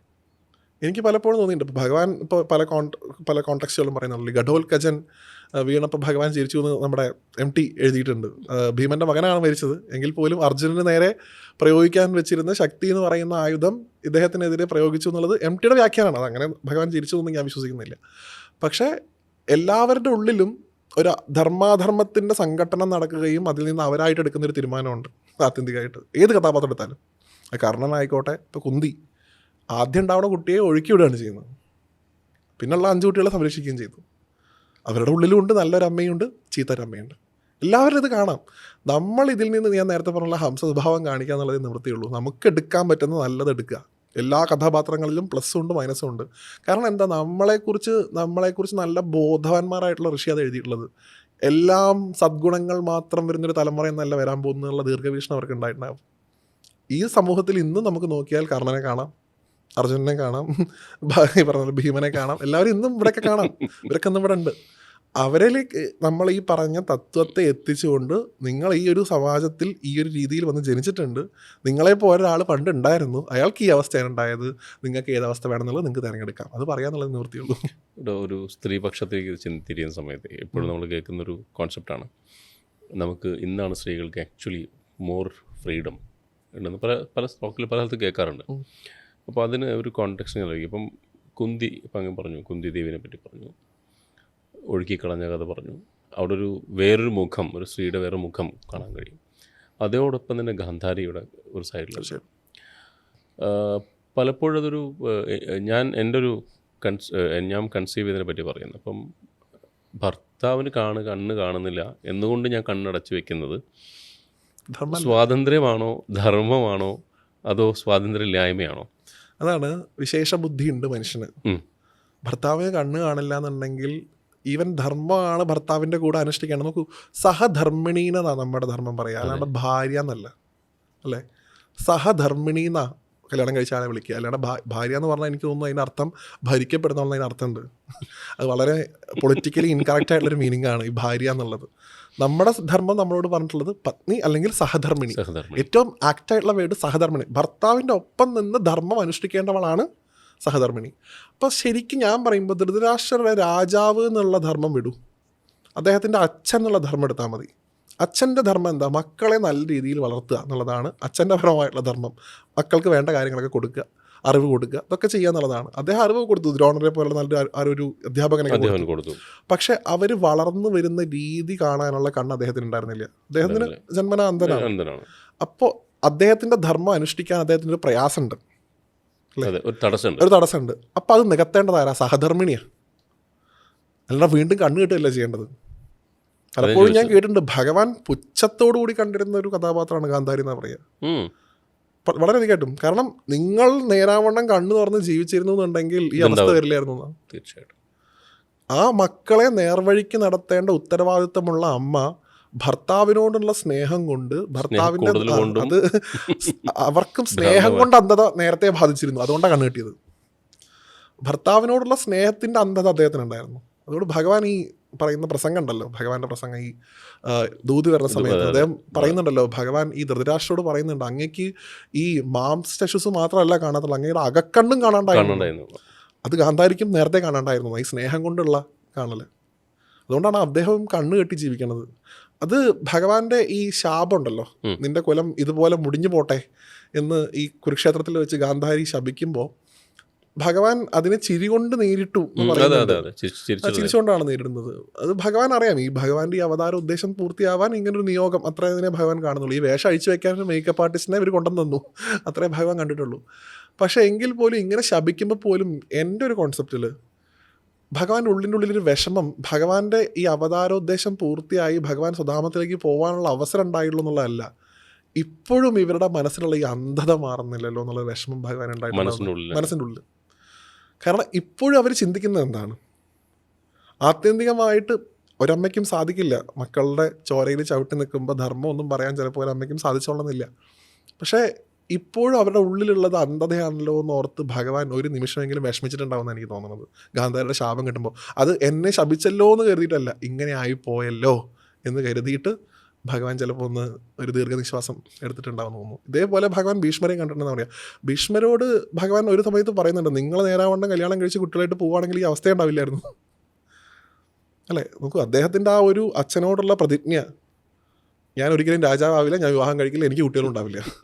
ആ പ്രതിജ്ഞയിൽ നിന്നല്ല ഈ പാണ്ഡവരും കൗരവരും തമ്മിലുള്ള വംശമായിട്ട് പിരിയാനും ഈ സാധ്യതകളൊക്കെ ഈ സങ്കര വംശമായിട്ട് ഇവർ മാറി നോക്കിയതിന് ശേഷമല്ലേ. അപ്പോൾ ഇവർ രണ്ടുപേരും, ഈ ഗാന്ധാരി ആണെങ്കിലും ഭീഷ്മരാണെങ്കിലും വളരെ ഗ്രേറ്റ് ആയിട്ടുള്ള ക്യാരക്ടേഴ്സ് ആണെങ്കിലും അവരുടെ ധർമ്മത്തിലുണ്ടായിരുന്ന, അവരുടെ ധർമ്മം അവർ പ്രവർത്തിക്കുന്നതിനുണ്ടായിട്ടുള്ള വീഴ്ചയാണ് യഥാർത്ഥത്തിൽ പലപ്പോഴും ഭഗവാൻ ചൂണ്ടിക്കാണിച്ചിട്ടുള്ളത്. അപ്പം അതുകൊണ്ട് ഈ പറഞ്ഞതുപോലെ ലേഡീസിൻ്റെ ഒരു പെർസ്പെക്റ്റീവ്, ഒരു ഫെമിനൈൻ കോൺസെപ്റ്റിൽ എടുക്കുകയാണെങ്കിൽ പോലും അവർ ചെയ്ത ഈ പ്രവർത്തനത്തെ നമ്മളിങ്ങനെ അയ്യോ നിങ്ങൾ ഭർത്താവിൻ്റെ തുല്യ ദുഃഖമൊക്കെ അനുഭവിച്ച് നടന്നല്ലോ എന്ന് ഫിലോസഫിക്കലായിട്ട് പറയാമെങ്കിൽ അത് ആദ്യം തെറ്റാണ്. അമിത സ്നേഹം തീർച്ചയായിട്ടും അത് അങ്ങനെ ആവാതിരിക്കുക എന്നുള്ളതാണ്. ഇന്ന് പല ഭാര്യമാരും ഭർത്താവ് ചെയ്യുന്നതിനെയൊക്കെ നമ്മൾ പറയില്ല, ഇന്നിപ്പോൾ അങ്ങനെ തന്നെ പറയാം, സേയിങ് തന്നെ അങ്ങനെയാണ്, ബ്ലൈൻഡായിട്ട് സപ്പോർട്ട് ചെയ്യാന്ന് അല്ലേ. ബ്ലൈൻഡായിട്ട് സപ്പോർട്ട് ചെയ്യുക എന്ന് പറയുന്നത് എന്താണ്? ഈ ഗാന്ധാരി ചെയ്തതുപോലെ കണ്ണ് കെട്ടിയിട്ട് നിങ്ങൾ പറയണത് തന്നെയാണ് ശരി എന്ന് പറഞ്ഞ് നിൽക്കുക എന്നുള്ളതാണ്. ഭാര്യയുടെ ധർമ്മം എന്ന് പറയുന്നത് ഭർത്താവിന് വഴി കാണിക്കുക. നോക്കൂ, മണ്ഡോദരി രാമായണത്തേക്ക് പോകണമെങ്കിൽ എത്ര തവണയാണ് രാവണനെ വാൺ ചെയ്യുന്നത്, നിങ്ങൾ പോകുന്ന രീതി ശരിയല്ല, നിങ്ങൾ ഇപ്പോഴെങ്കിലും സീതയെ തിരിച്ചു കൊടുക്കൂ, രാവണനോട് മാപ്പ് പറയുമെന്ന് പറയുന്ന മണ്ഡോദരി നമുക്ക് അവിടെ കാണാം. അപ്പോഴാണ് ഒരു ഭാര്യ അവിടെ കണ്ണും കെട്ടിയിട്ട് നിങ്ങൾ പറയണമൊക്കെ തന്നെയാണ് ശരി, ഇല്ലെങ്കിൽ മക്കൾ എങ്ങനെ വെച്ചാൽ വളർന്നോട്ടെ എന്ന് പറഞ്ഞു പോകുന്നത്. ഒരേ സമയത്ത് രണ്ട് ക്യാരക്ടേഴ്സ്, ഒരാൾ എങ്ങനെ ഒരു ഭാര്യ ആയിരിക്കണം എന്ന് കാണിച്ചു തരണം. അതുകൊണ്ട് പഞ്ചകന്യമാരിൽ പെട്ടല്ലോ മണ്ഡോദരി അല്ലേ.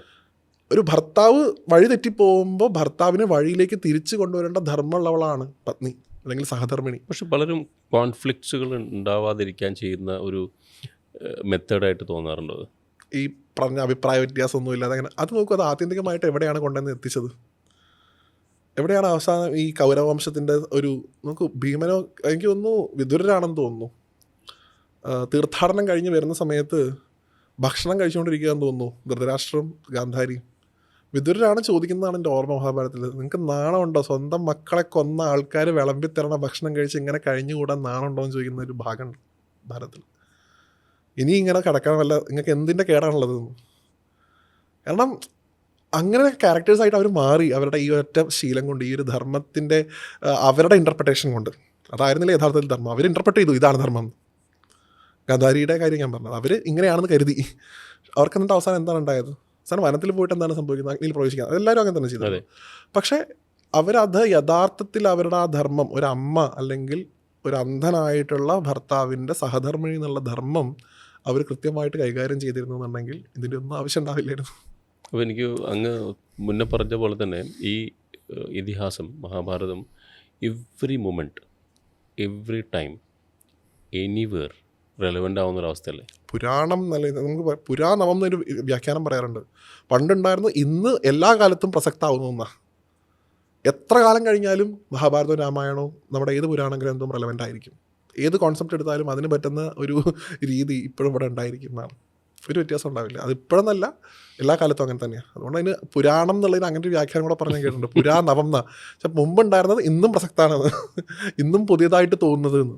അതെ, ഉറപ്പായിട്ടും അങ്ങനെ തന്നെയാണ്.